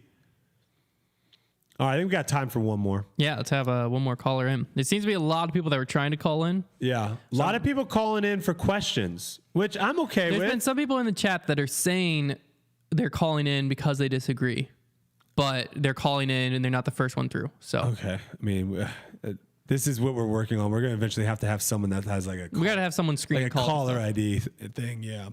Hello, who we got? Hi, this is Drew. Drew, where are you calling from? Platteville. Where? Calling from Platteville, Wisconsin. Oh, Wisconsin. Are you feeling pretty good about your Badgers? Are you a Badger fan? No, I'm not from Wisconsin. I just go to school there. Oh, okay. Do you play on the disc golf team there? I do, yeah. Yeah, I was gonna say I heard of Platteville because we used to play them in college. Oh, okay. Little rivalry. We didn't see him enough. Oh, okay. What you got for us, man? All right, so I got two things. One, from the earlier topic of Eagle and Ricky, I think it plays more towards Ricky because Eagle has 2 of his wins on temporary courses that we've never seen before. Did Ricky play those events? That kind of factors in as a one-time hit. I like that. I don't. You don't like that take? Did Ricky play both of those events is my question. Yeah, but you could find another course that just happens to suit Ricky that we've never seen before, and then it would just teeter into his favor way much more. I just don't like taking wins away from Eagle because the courses that the Pro Tour played. They gave everyone the same chances of winning on, like, it's not Eagle's fault they played golf courses. He still won on both those golf courses. Ricky's a great golf course player. I wouldn't say I would agree with that take, but I like the take. I've heard that take a lot. I have heard it a lot. Yeah. I wouldn't agree with it because I'm with you. They're all playing the same courses. And, when you look at it, Ricky's ability, like Eagles' advantage on golf courses versus Ricky is way different than like Eagles' advantage versus like Chris Dickerson, right? So it's hard to really give him that big of an advantage and take away that win a little bit. But I didn't think about the temporary course because there is something to be said about it. So that is interesting. Mm-hmm. Regardless, they're both good players. But my debate thing is, I think post-produce needs more professionalism in like their commentators, specifically the guys on Jomez, because I think that's kind of holding the sport from a little bit of growth. Because if you ask anybody like, oh, hey, what's this disc golf stuff? He'll be like, oh, go watch Jomez on YouTube, and they'll pull up the most recent tournament, and they're seeing German Yuli kind of goofing off being silly in the booth, and they're like, what's this? Like, I'm not going to watch these two goof around all day. Yeah, so it's one of the... You make a great point, and I have seen quite a few people talk about the commentary, not only on the Pro Tour, but also on Jomez. And I think we're starting to see more and more people actually side with what you're saying, where I think if you looked like 2 years ago, you'd probably be shot for saying something like that. So it is interesting. And what you said is a good point too, of like showing someone the first thing. So for me, if I relate it to like Ultimate Frisbee and people are like, hey, what's Ultimate Frisbee? Like, what is that all about? I never sent them live coverage, ever. I sent them highlight packages because I wanted them to see the best stuff that could happen in Ultimate Frisbee. And that way they're seeing like, holy cow, that's insane. And then they would potentially want to go watch more. I think that possibly could be also a good answer to like, if someone's like, hey, what's disc golf? Showing them something of like, hey, these are the best, like the best highlights from the 2021 season. I think that would actually get them way more interested in it than showing them a Jomez video or a live coverage video. The thing with Jomez is down the road, they will be a very niche market. There will be a lot of people that enjoy watching their commentary on the coverage. But again, it's a niche thing. The majority of people, as the sport grows, as more people come in, the majority of people are going to want to watch a professional broadcast. That's just how literally every other sport works. So back to the Jomez commentary take, because I actually disagree. Because here's what I view Jomez, and I think a lot of people view Jomez as we're sitting down, and it's almost like a podcast experience type thing, where I'm sitting, and it's not necessarily a professional broadcast feel. And it shouldn't be. It's a hanging out with German Yuli feel. Yeah, it shouldn't be. Just like this podcast. This podcast compared to some ESPN ESPN show, like this podcast is way less professional. And I also it's think not going to ever be. When you show someone Jomez for the first time, they're coming from a different sports point of view. So watching that, they're seeing it as like a highlight package. They're not watching it as a professional coverage of like, because they're expecting the live. It's not a highlight package though. It's not you're watching every shot, but they're not watching it like it's. What other sport does like a shot by shot coverage like disc golf? Golf, but that's a highlight. What do you mean? Post produced. Yeah, that would be like a highlight of that round. Same thing. NFL. So NFL, now imagine you can watch NFL games after the fact. Yeah, they cut out. So if you watched golf, that golf post produced highlight, would you expect the commentary to be the exact same, like super professional, super? Most of those don't have commentary. But if there was, if it was more laid back, you'd be chill with it because it depends on who puts it out. But if the PGA Tour is putting it out, then yes, I would expect it. If the NBA is putting it out, then yes, I would expect But it wouldn't feel out of place for it to have a more laid back feel to it. No, because it's not. Yeah. You're not sitting down and dedicating time to a professional. No, broadcast. You make a point. So I think that Jomez is a great. Like I would, if someone asked me what's disc golf all about, and I wasn't showing them highlights, I'm showing them like 2014 Worlds, 2014 USDGC. I'm showing them like some of the greatest rounds of all time. Sure. Of like competitiveness, letting them watch 2014 it's more Worlds. About the play than the actual commentators. And stuff then at that point, they eventually get into them like, hey, I want to watch live. Live commentary needs to improve. We've talked about that multiple times, but live is where there needs to be that professionalism, perfectly put together package, graphics package, what you would expect to sit down and watch the PGA Tour. I think the problem though is people are putting Jomez either at Disc Golf Pro Tour level, or some people are putting him above it, when in fact it should be below. What do you mean, quality wise? Or like, No, what not quality wise. Like just in the sense of like, you would never say like a Fox broadcast in an NFL game, right? That holds more weight or more importance than some two people going back and recapping the game, right? You see what I'm saying? Like, no one's ever saying like, oh no, these two people, they are just as important and maybe even more important. Where right now, Jomez is either some people think they're on the same level as Pro Tour, and some people even put him above. Well, I think what people Pro are getting Tour. confused is entertainment level and importance level. Yes. Because, for instance, if you watch... and that's not what I'm talking about. No. Jomez is very entertaining. Exactly. Very entertaining. 'Cause- and they're two different products. Yes, But that was my point. Yeah, they're two different the products. entertainment factor, because like for instance, I'm trying to think of like companion streams. You can, there's sometimes like Barstool will do that, like electric chair companion stream. Yep. They have Joe Rogan does them for fights. They have tons of money on the line and stuff like that. Those sometimes will be more entertaining than what I'm watching. But I'm not expecting those like 10 guys sitting in lounge chairs to be my professional commentary of the broadcast. Yeah. Because I'm watching them for entertainment. Yeah. I think it's a different product is all it is at the end of the day. I would just say People are treating Jomez Gatekeeper GK Pro as the professional broadcast of the sport because it was that for so long. That's We're all in it a was. transition period to there being a professional broadcast, and Germ, Yuli can let their personality show a lot more and be more that laid back entertainment value that they're going to like perfectly slide into down the road. That product is not going to go away. No. Like that post-produced people talking about it, like that's not going to go away. It's the same thing as like this podcast, other podcasts, like people are going to want to consume more in different ways of consuming. The thing is right now is a lot of these things are all on the same level when in fact the Pro Tour needs to be a step above. And a lot of that is on the Pro Tour themselves, providing that step above product. Exactly. Boom. Could not agree more. Sweet. You got anything else? Sorry, we kind of we just ran with that. We went off. We love that topic. No, I'm good. I'm good. Thanks. Yeah, take it easy, brother. Yeah, you too, man.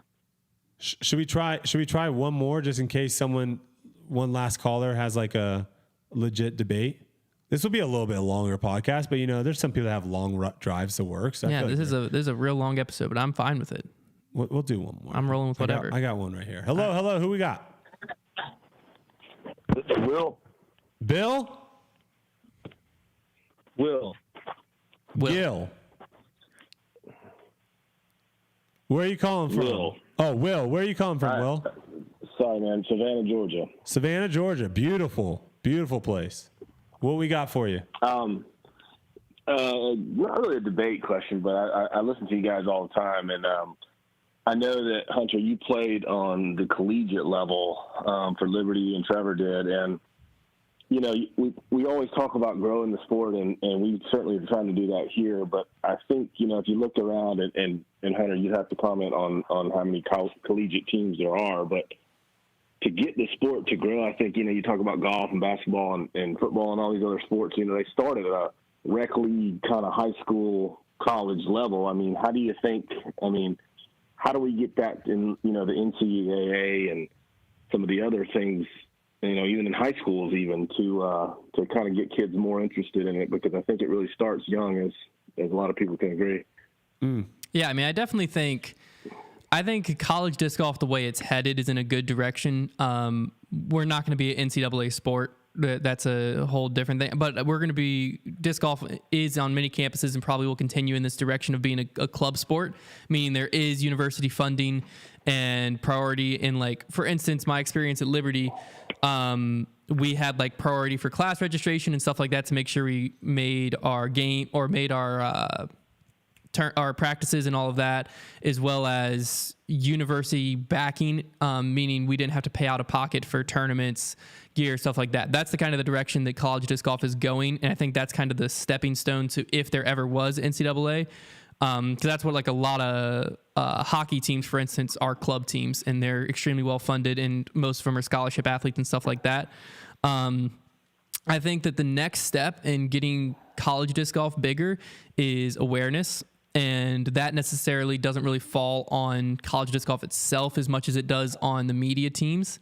I think it starts with like Grip Locked. We plan on, the good thing about college disc golf is the season kind of falls in disc golf's off season, because it runs during the school year. So their end of the year big major event is April, which is right when the disc golf season's kind of kicking up. So in Grip Lock, we're going to use it kind of as our filler content of the off season. We can cover college disc golf and opens people's eyes to this world because it's very interesting. And there is a lot of young talent. There's a lot of players who are prominent on the pro tour now that were big in college. Grady Shue, for instance, he played, my mind's blanking on a lot. James Proctor, Raven Newsom. A lot of these guys played in college, but their college career, if you didn't play college, you wouldn't know. And so hopefully we can kind of shed some light on that. I think that's the next step, is showing people that when you go to college, there is this option of you can start looking at schools of like, hey, Clemson has a really good program in whatever, major I want to go into, and they have a sick disc golf team. And their disc golf team's really well funded. And you can start looking at colleges based on stuff like that. Heck, Ferris State and a school in Tennessee actually have disc golf specific scholarships to where you're getting not a full ride, but it's a decent bit of financial backing. But players have to be made aware of this. I think that's the next step. Once college disc golf kind of gets a little bit more awareness, then I think it'll trickle down into high school, to where players will still want to care in high school and start getting ready for college.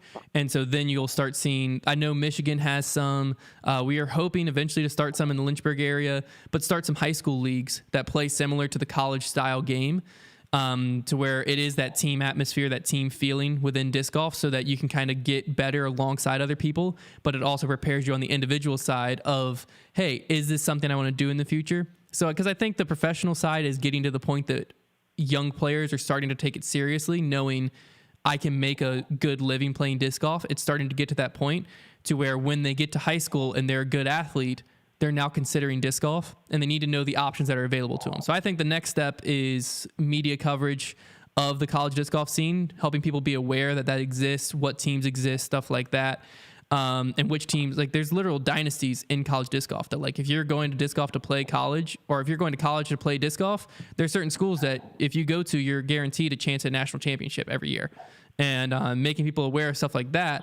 And then once they kind of are aware of that, then I think high school programs and stuff like that will start to flourish and work its way down. Because that is true. Every other sport starts, like, I started playing basketball and travel soccer when I was 5. I think couple things. One, more media about college, which is, it sounds like you guys are going to start trying to do more of that. I think that helps, because if players feel like they can actually build their name in college, and so that way when they get on the pro scene, maybe they can already get a sponsorship because they have a following or whatever coming out of college. I think that's huge. Well, that's another thing, is a lot of colleges have started having, like, for instance, at Liberty, obviously most of my experience that I know for fact is Liberty because it happened to me. We had a manufacturer sponsor, and the way that it worked was when you graduated, if you were on the top flight, which was basically like the Division I team, those 4 players were guaranteed a year of a professional level sponsorship straight out of college. So it kind of roped you in. I threw Prodigy for my last 2 years at Liberty. And then when I left Liberty, I was guaranteed 1 year on the Prodigy team. And so it made it where I didn't have like a guaranteed money, but I had a bonus structure. So if I wanted to try to tour, and if I was actually good, it gave me a position where I could have made it. Yeah. Type of thing. And other universities are starting to have that. I've seen some be sponsored by Discmania. I think Clemson sponsored by Innova. I don't know the exact details of there, but that's starting to happen. No, that makes a lot of sense. And like, again, the bigger you make these people coming out, the name that sticks out to me. You can look at literally any college football player. Some of these college football players are making bank right now once that they changed that rule. But the other thing that's interesting too is disc golf. There isn't this feeling of man, I got to get out and I got to get on the pro tour as soon as possible. Where some people in NFL, college football, basketball, as soon as they can leave college to get in the league, they are. And that, hurts the college sport itself. Where I think disc golf, you could have teams where guys are there for 4 years consistently, because there isn't this, you can play disc golf for so long. There isn't this like, oh no, I'm like missing my opportunity of being able to go. Well, it'll eventually also be something that you can fall back on not fall back on, but like another accolade of like, I was an individual national champion in disc golf. On collegiate, or like, and have that mean or there's something. also All-Americans and stuff like that, where like, for instance, I was a 2-time All-American in college disc golf. Right now, that title means absolutely nothing. Hopefully, when I'm talking to my grandkids, I can flex on them because they'll know what that means. But you know what I mean? When I'm talking to a sponsor in the future, that might be something that holds some weight of like, hey, we're looking at these different players. This guy, we don't really know too much about him. This guy was a 3-time collegiate All-American and has a collegiate national championship. We know this guy can perform. Boom. Now you have an edge over other people. Absolutely. Yeah, I definitely think that's a future of the sport that people just aren't really looking at right now. College disc golf, baby. That's sweet. Did you have anything else for us? That's it? No, that was it, man. Shout out to the University of Georgia for winning that. Go Dogs! Oh man! So they won. They were the U.S. Disc Golf Championship this year. So okay, I appreciate it, guys. Thank you so much for what y'all do, and we like listening to you guys out there. So we're trying to do the same thing, start some high school leagues. And heck yeah, all that too. So we appreciate it, man. All right, take it easy, man. Go Gators. Yeah, that's actually something that we're about to be covering is when we go down to USDGC. A lot of people don't know this either, is there is a collegiate disc golf event that runs alongside USDGC called Dean's Cup. It's an invite only. They invite 4 teams that performed well at the they invite 4 teams that performed well at the previous year's collegiate season. It's like a huge honor, and basically I got to play in it twice, I think. Coolest experience of my life. When I played in it, you got the USDGC Players Pack. So we got like this massive Innova Players Pack.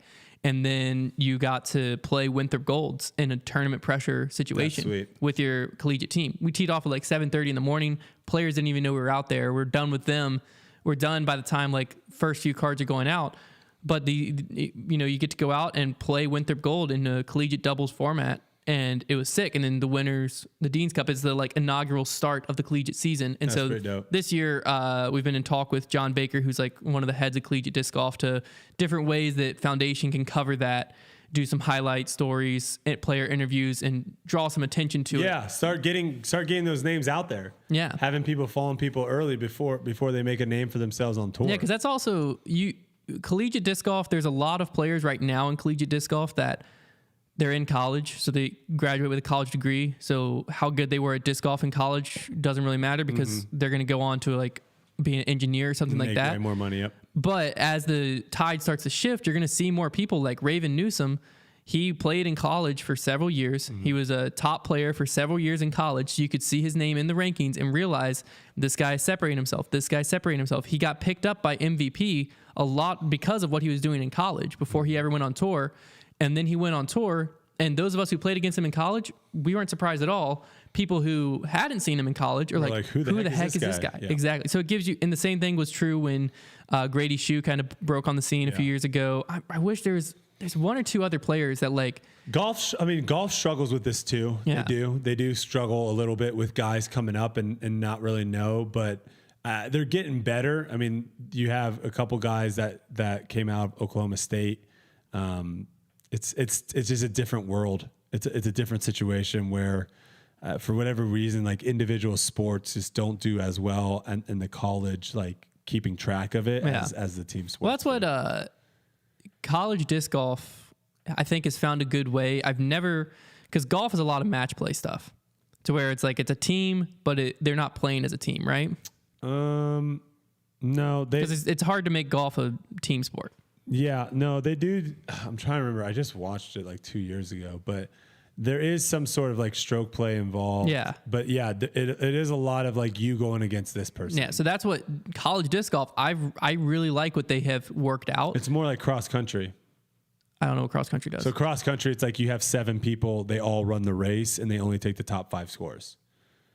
top Is five that what times. golf's like? Or are you saying that's what the disc golf's No. like? That's what I'm saying. Maybe what is disc golf is like if you suck, In some ways. your score doesn't get counted. No, it does. So what they it used to not. It used to not. Never mind. But the most recent one they found is they wanted to make it more of a team feel so that you could really root for a team, or like you win and lost the team, make it a little less individual on the college level. So there is an individual national champion. Yeah. You have to win 2 rounds and a final 9 to win that. So it's a full tournament to actually be a collegiate national champion on the individual level.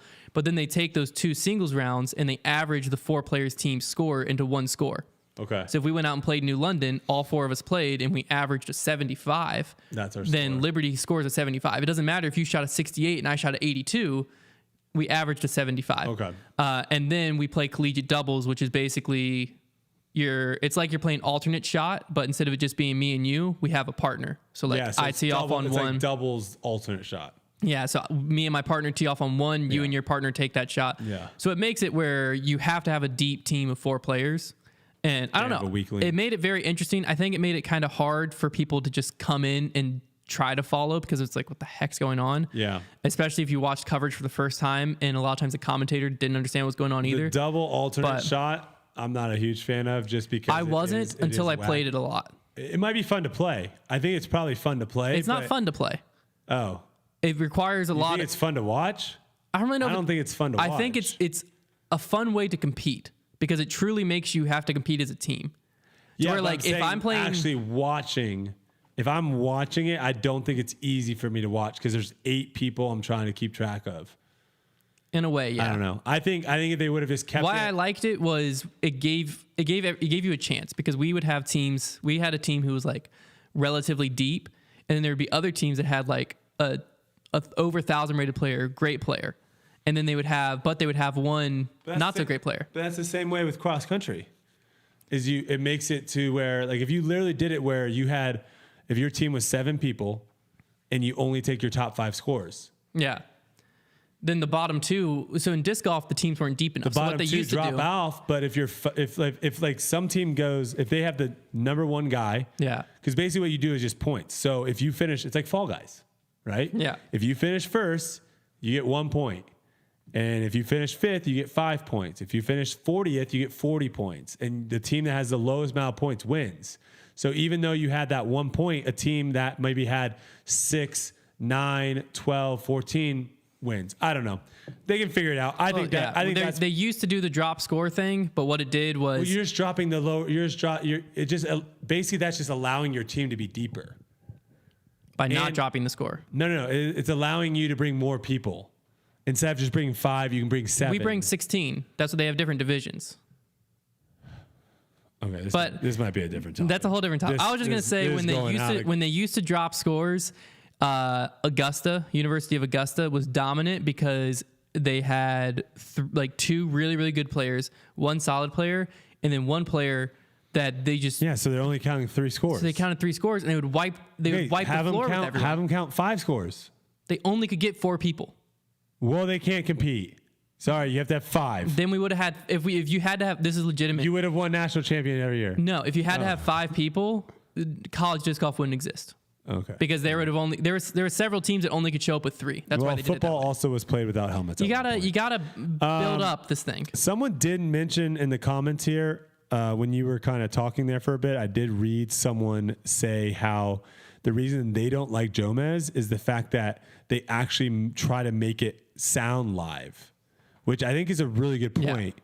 They don't. Where if we were watching coverage, we would just be reacting to it and not be trying to make it sound like we're trying to do a broadcast and being like, he's got this putt for birdie. We'll see if he can make it. Oh, he made we wouldn't be doing that. We would literally just be like, oh, look at that guy. He's got funky shoes on. Like, I wonder what shoe, They're straddling the line right now. Exactly. And they're blurring the line. I think that's the issue that maybe some people have is But to be fair, I think the reason is they had to blur the line because they were the professional coverage for so long. But times are changing. And so I think... So right now they're straddling. That's why I think they're getting goofier and goofier is they know. Yeah, but they should... Okay. I think a lot of people would have less... No, hold on.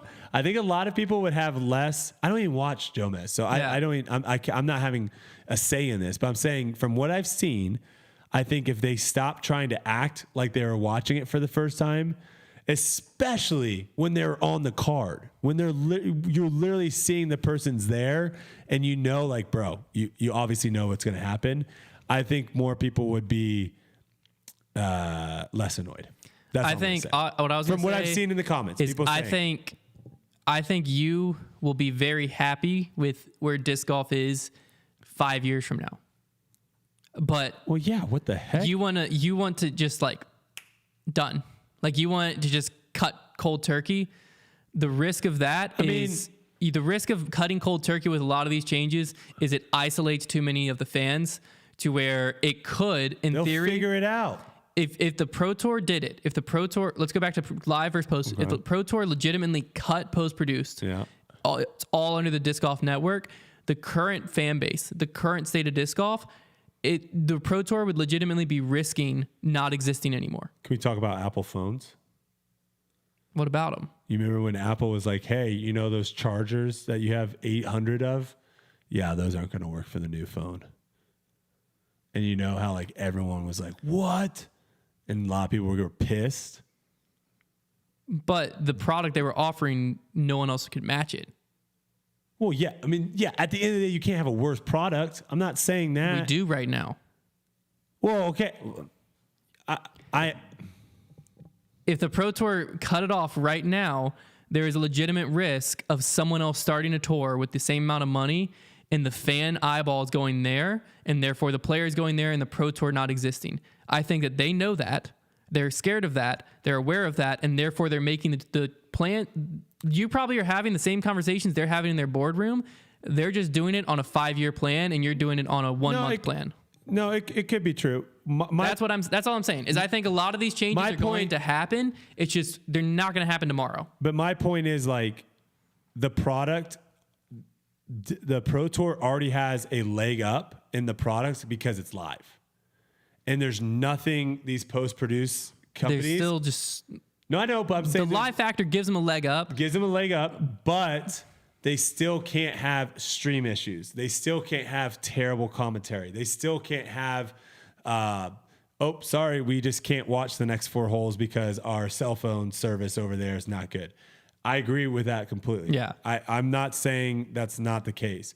My point with the whole Apple thing was just you're going to have initially a lot of people be upset about something, right? And be like, gosh, dang it, like, what the heck? This sucks.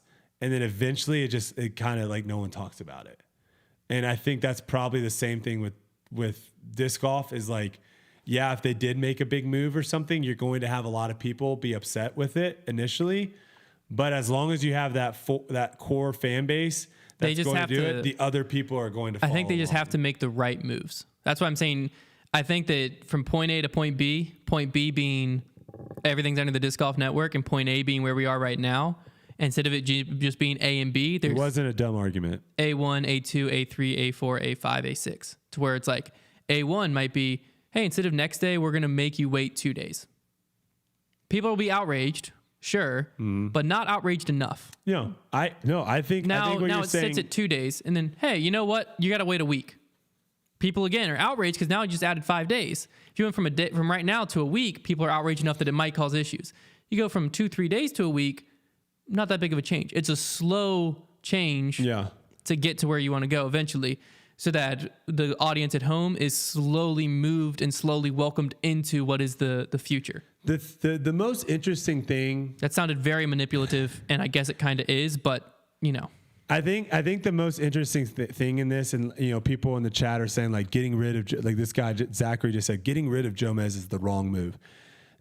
I think people are missing the point. We don't want to get rid of any of these media companies that are doing a fantastic job of putting coverage out there for disc golf.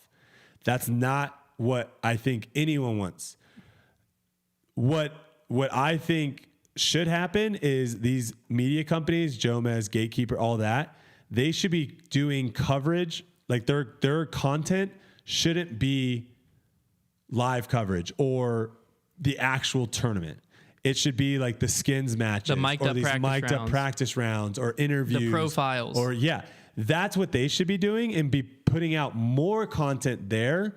And again, like this is where it's kind of weird. Have because Yuli and Germ do a post-round wrap-up show. Sure. This is where it's funny, though, because a lot of these people that are saying all these things about, like, no, we want this, these are the same people that are, like, super supportive of players on tour, right? And are like, I want to support this player so he can go and tour, right? When what you're doing right now by saying Jomez, Gatekeeper, all that still needs to do post, but what you're basically doing is taking money out of players' pockets long term. Because, hear me out. And the way it is right now, yes. And where it is right now. And that's where I just think there's a disconnect of, if you really want what's best for the players on tour and you want them, you know, if you're the person that's going out and buying their tour series disc, if you're the person that's going out and doing all this stuff because you're really wanting to help the players, then you should be looking at, on the coverage side, it would be like when they did that piece on Emerson Keith, when Jomez did that piece on Emerson Keith, right? That helped Emerson Keith profile in disc golf massively. If they did more stuff like that, that is one, going to help the player. And then two, if they're not doing actual coverage and all the coverage was under the Disc Golf Pro Tour umbrella, now more money is going to come in sponsor-wise. We talked about this earlier. There's going to be more eyeballs. It's going to be easier to sell advertisements and all that.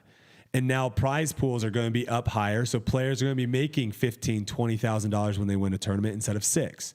So that's where it's just weird for me when I see people in the chat talking about like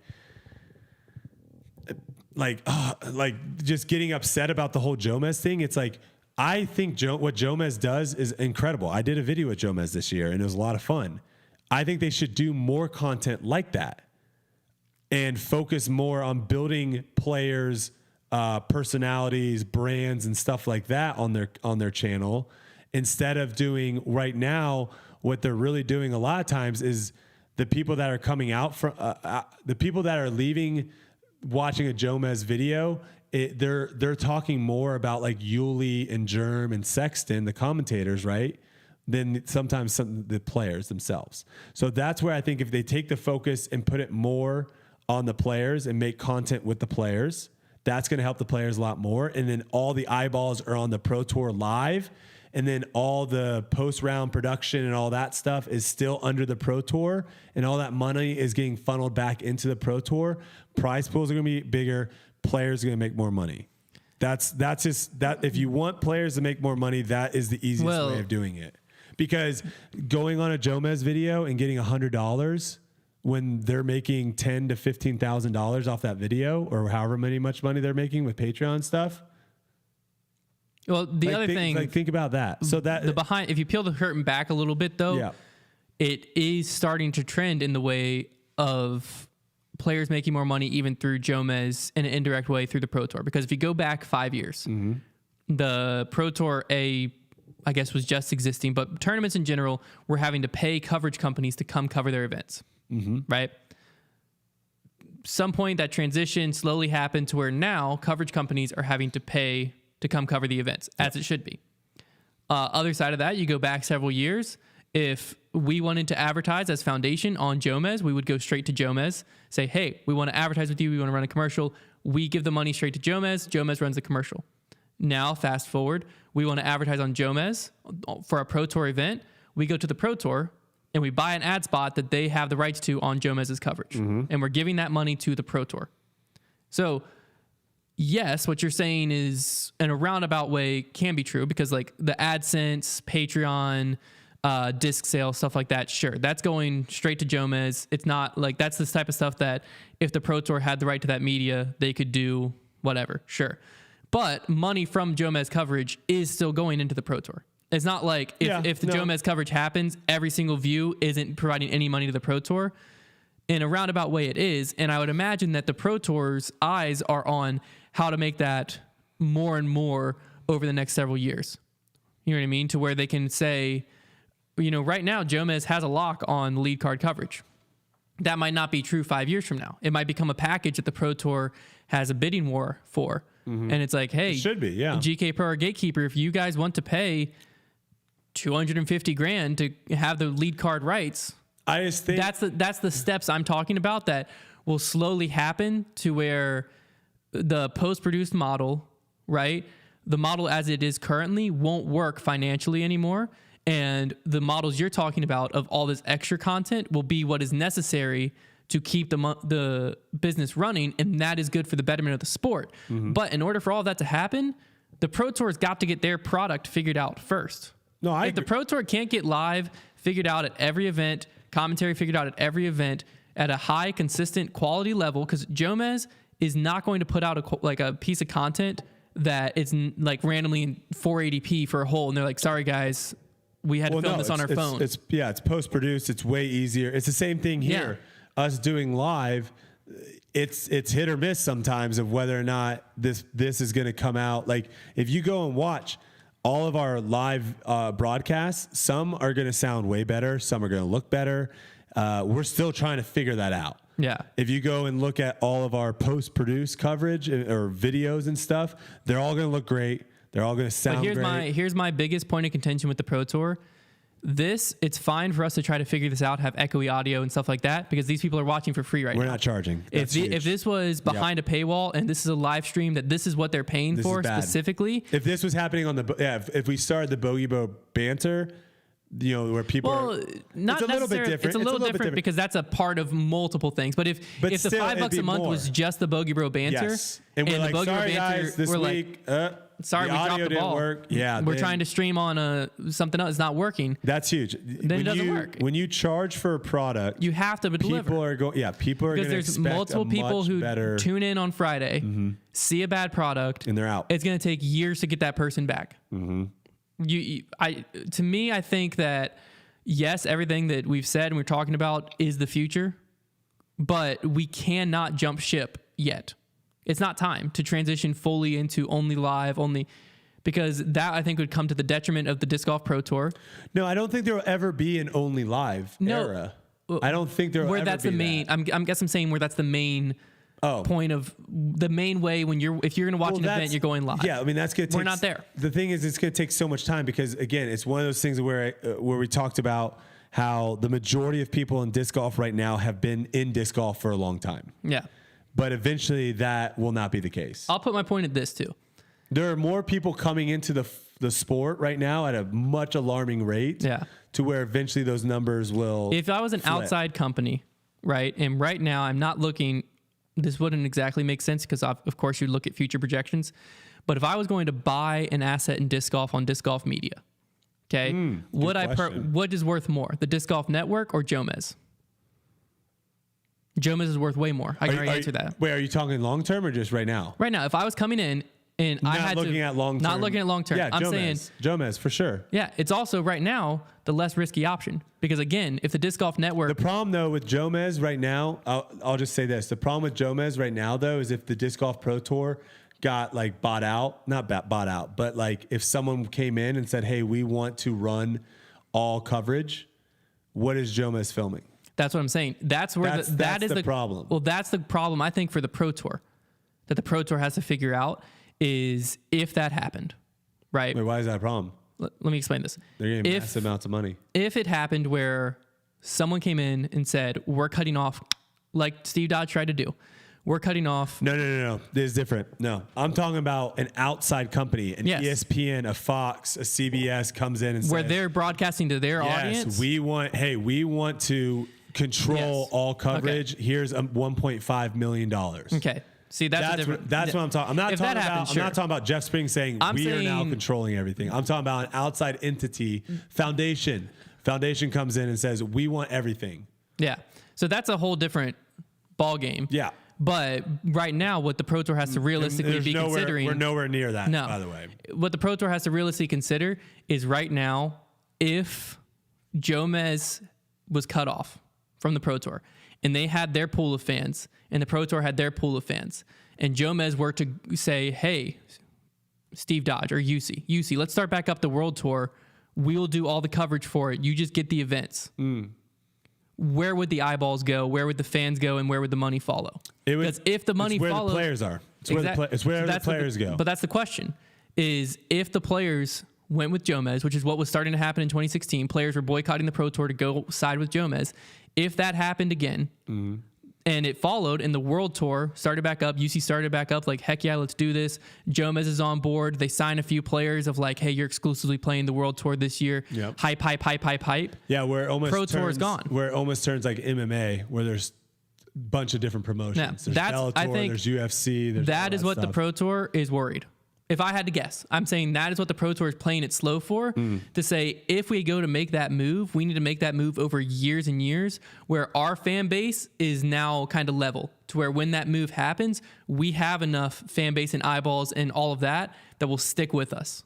Because right now, I don't think they do. I think if that were to happen, wouldn't work. Also, there's some people confused with what I was, I guess, talking about like an outside production coming in and saying, hey, we want to own all the viewers. Like, that's what happens literally in every other sport. Yeah, that's why. So like, it's not. Like That's why someone says that creative control is a terrible idea. The way that's why the was Final phrased. Four is. I don't know if only on certain. Yeah, things. I don't know if I phrased that. I don't think I phrased that wrong, right? No, that's what would happen. Like someone would come in and say, "Hey, they'd buy the broadcasting rights." Yeah, to, we want to be the only ones to broadcast this event. Yeah, that's what like. I mean, I guess in football they sell different things, but like the primetime Monday Night Football is on CBS, right?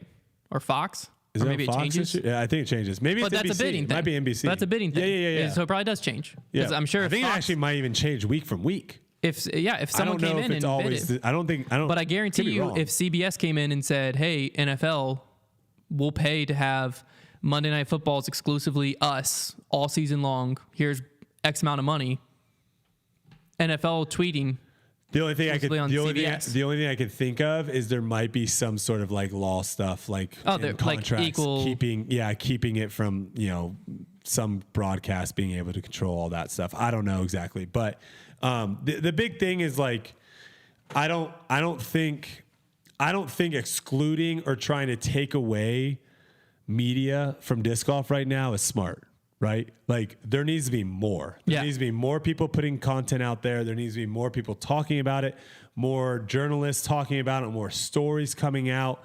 And me and Trevor were talking about this earlier. Is like there aren't really any stories. Like you don't ever really hear like stories coming out like you do in other sports. And obviously there's way more people paying attention and way more money involved to where there's like people trying to get the clickbait titles and all that stuff. But outside of like actually what like you see, that's really all you ever get. There's very few times where like, I mean, like who's writing stories? Ultiworld occasionally will write stories. UDisc has some stuff out. UDisc puts like, I don't know if it's weekly, but they put out blogs. Yeah. But I think more is better right now. I think that the thing that my big thing is if we can create these media companies to be more like other media companies and other sports and not broadcasting and media companies, if that makes sense. I think that would be the win for everyone. Well, sweet. I think that we could do it. It's so funny. I think so many people get amped up. We need to do a themed debate night of coverage, right? Where everyone who calls in, everything we talk about is coverage. So we can. Hey, this guy just gave us $5. He says, "Where are Foundation post round recaps?" Yeah, where are those? We were doing them. I think they're good. Here's the hardest thing with that. It's just the timing. Is personnel. Yeah, it's because right now Foundation, we're a small enough company that like me as an owner, I have no time coming in at 8:00. Yeah. But I would be asking Connor and Trevor to work 7 to 3 because we need them full time, and then show up at 8:00 and also be watching the coverage when they got home. They would have to watch. Yeah, that's the issue. Is like we almost need to have. And we will. I think, there's definitely plans for a lot more stuff like that down the line. It's just we are 2 or 3 hires away from stuff like that being a lot more possible. Yeah. To answer your question, everyone right now that's working for Foundation is wearing a lot of hats. Like if you email customer service, you're emailing Trevor. They know. When Trevor responds, it says Trevor stop. But I'm saying like. But yeah, that's the thing. If you email marketing, you're literally talking straight to me. Yeah, there's a lot of. there's a lot of people wearing a lot of different hats, and to think like, oh, let's just put another hat on right now. Like this was another hat. Yeah. Like you weren't doing this a couple weeks ago. This is just another thing of you coming in here. So we're slowly getting there. And again, all your guys' support and all that helps us a lot. So if you haven't yet, go over to Apple Podcasts, drop a 5-star review. And also, yeah, let's just recap real quick. If you're just tuning in, we're giving away this Dark Horse Undertaker once we hit 100 Apple Podcast reviews. So go over to Apple Podcasts, drop us a review. Appreciate that. And then if you haven't subscribed yet to the Foundation Podcast channel, which is the one you're watching right now, it has Grip Locked, Nick and Matt Show, and Debate Night, all 3 podcasts right here. Once we hit 15,000 subscribers, we're going to be giving away this sweet Photon Zone. So we got those going on, and we'll continue as it grows. We'll continue to do more giveaways. I love giveaways. So Heck yeah. Yeah. I mean, this was a good one. I think you're right. I think we do need, moving forward, I do think we need a full like coverage debate night. Yeah. And maybe if we kind of let people know, like, hey, this is what we're going to be talking about. Maybe we get someone from Jomez to call in. Maybe we get someone from the Disc Golf Pro Tour to call in. Maybe we get some commentators to call in. Because I think that's one thing that we are. I mean, I think it's obvious, but I haven't said it, so maybe I'll say it. Like, I do understand the people that right now are in the commentary booth did not go to school for journalism, have no training whatsoever. Like, I don't think right now if the Pro Tour is like, hey, Brodie, do you want to do commentary? I don't think I'm going to be going through any sort of class or any sort of workshops or any sort of anything. I think I literally would just go straight into the booth and I would just start going. I would try to do my best, but I don't really know. I mean, and that's another thing. It's a huge difference between knowing what you should do and actually being able to do it live. So I mean, we give them a hard time and stuff. And I think it's not so, don't take it so personal that we're saying like, this person's bad, this person's bad. It's more on the grand scheme of things of where it would be, I think, very useful for the Pro Tour to have someone come in. The Disc Golf Network has a position right now that I don't think they realize how valuable it is, which is to offer someone the potential to be the voice of disc golf for the future. Like whoever they hire that is like the color commentary or play-by-play, commentary person legitimately has the opportunity to be the voice of disc golf forever. I think that's more when I ever come in commentary. The people who are doing it, like you said, a lot of times we're just kind of thrown in by force almost. Like it would be like for the Blue Ridge Disc Golf Tour, Trevor and I had to do commentary because like we were the only ones that could. And it's like if that was a tour that like took off and then out of nowhere we're doing the commentary for thousands of people watching live. And it's like, we've been doing this for years, but like we never meant to be here. Yeah. Versus you hire someone who went to journalism school and you're like, hey, you can be the voice of disc golf forever for the future of however many years and be one of the iconic commentators in the sport if you're willing to bet on disc golf. I think that's something that, I don't know. I think that should be a whole different podcast. I think that's a great idea. Nate Sexton is actually really good though. Yes. And I think as more players retire, Eisenhood. As more players retire, like as Nate Sexton is completely done playing and he's focused and he's able to be the commentator, I think things will change too. Because I think there are like more and more talented players, but right now they play week in and week out. But again, those are guys that are adding to the commentary. They aren't the ones that are like the play-by-play people. They're not the play-by-play. They're not. Yeah, play-by-play, and also people that like kind of can flow. And when there is something that like there's no talking, they know what to say, or putting it to commercial break or coming back. Like there is an art to it, and you can definitely tell when people know what they're doing and when people don't. And I think they'll eventually figure it out. All right, well, that's going to wrap it up for this week's episode. Hopefully you enjoyed a lot longer show than we normally try to do, but you never know. Who puts time constraints on these things? Debate night, you never know what you're going to get. So we really appreciate each and every one of you tuning in live. And if you're listening on Apple Podcasts, don't forget to leave us that review. We really appreciate it. And we will talk to you. Well, actually, you have a sign off. You said you're going to be doing UFC call outs sign off every episode. Oh, yeah. So I just want to say, thanks for everyone that called in tonight. We appreciate it. But I will say there were more questions than debates. And again, so many people in the chat disagreeing, calling us names. It's really easy to do that behind a keyboard, but can you do it on a phone? Can you put it into words? Mono e mono. So if you're out there watching, if you're out there listening, and you want to call in, I'm here, 8 o'clock Eastern, next week, Tuesday night. See you there. Check the mic and make sure it sound right, boys.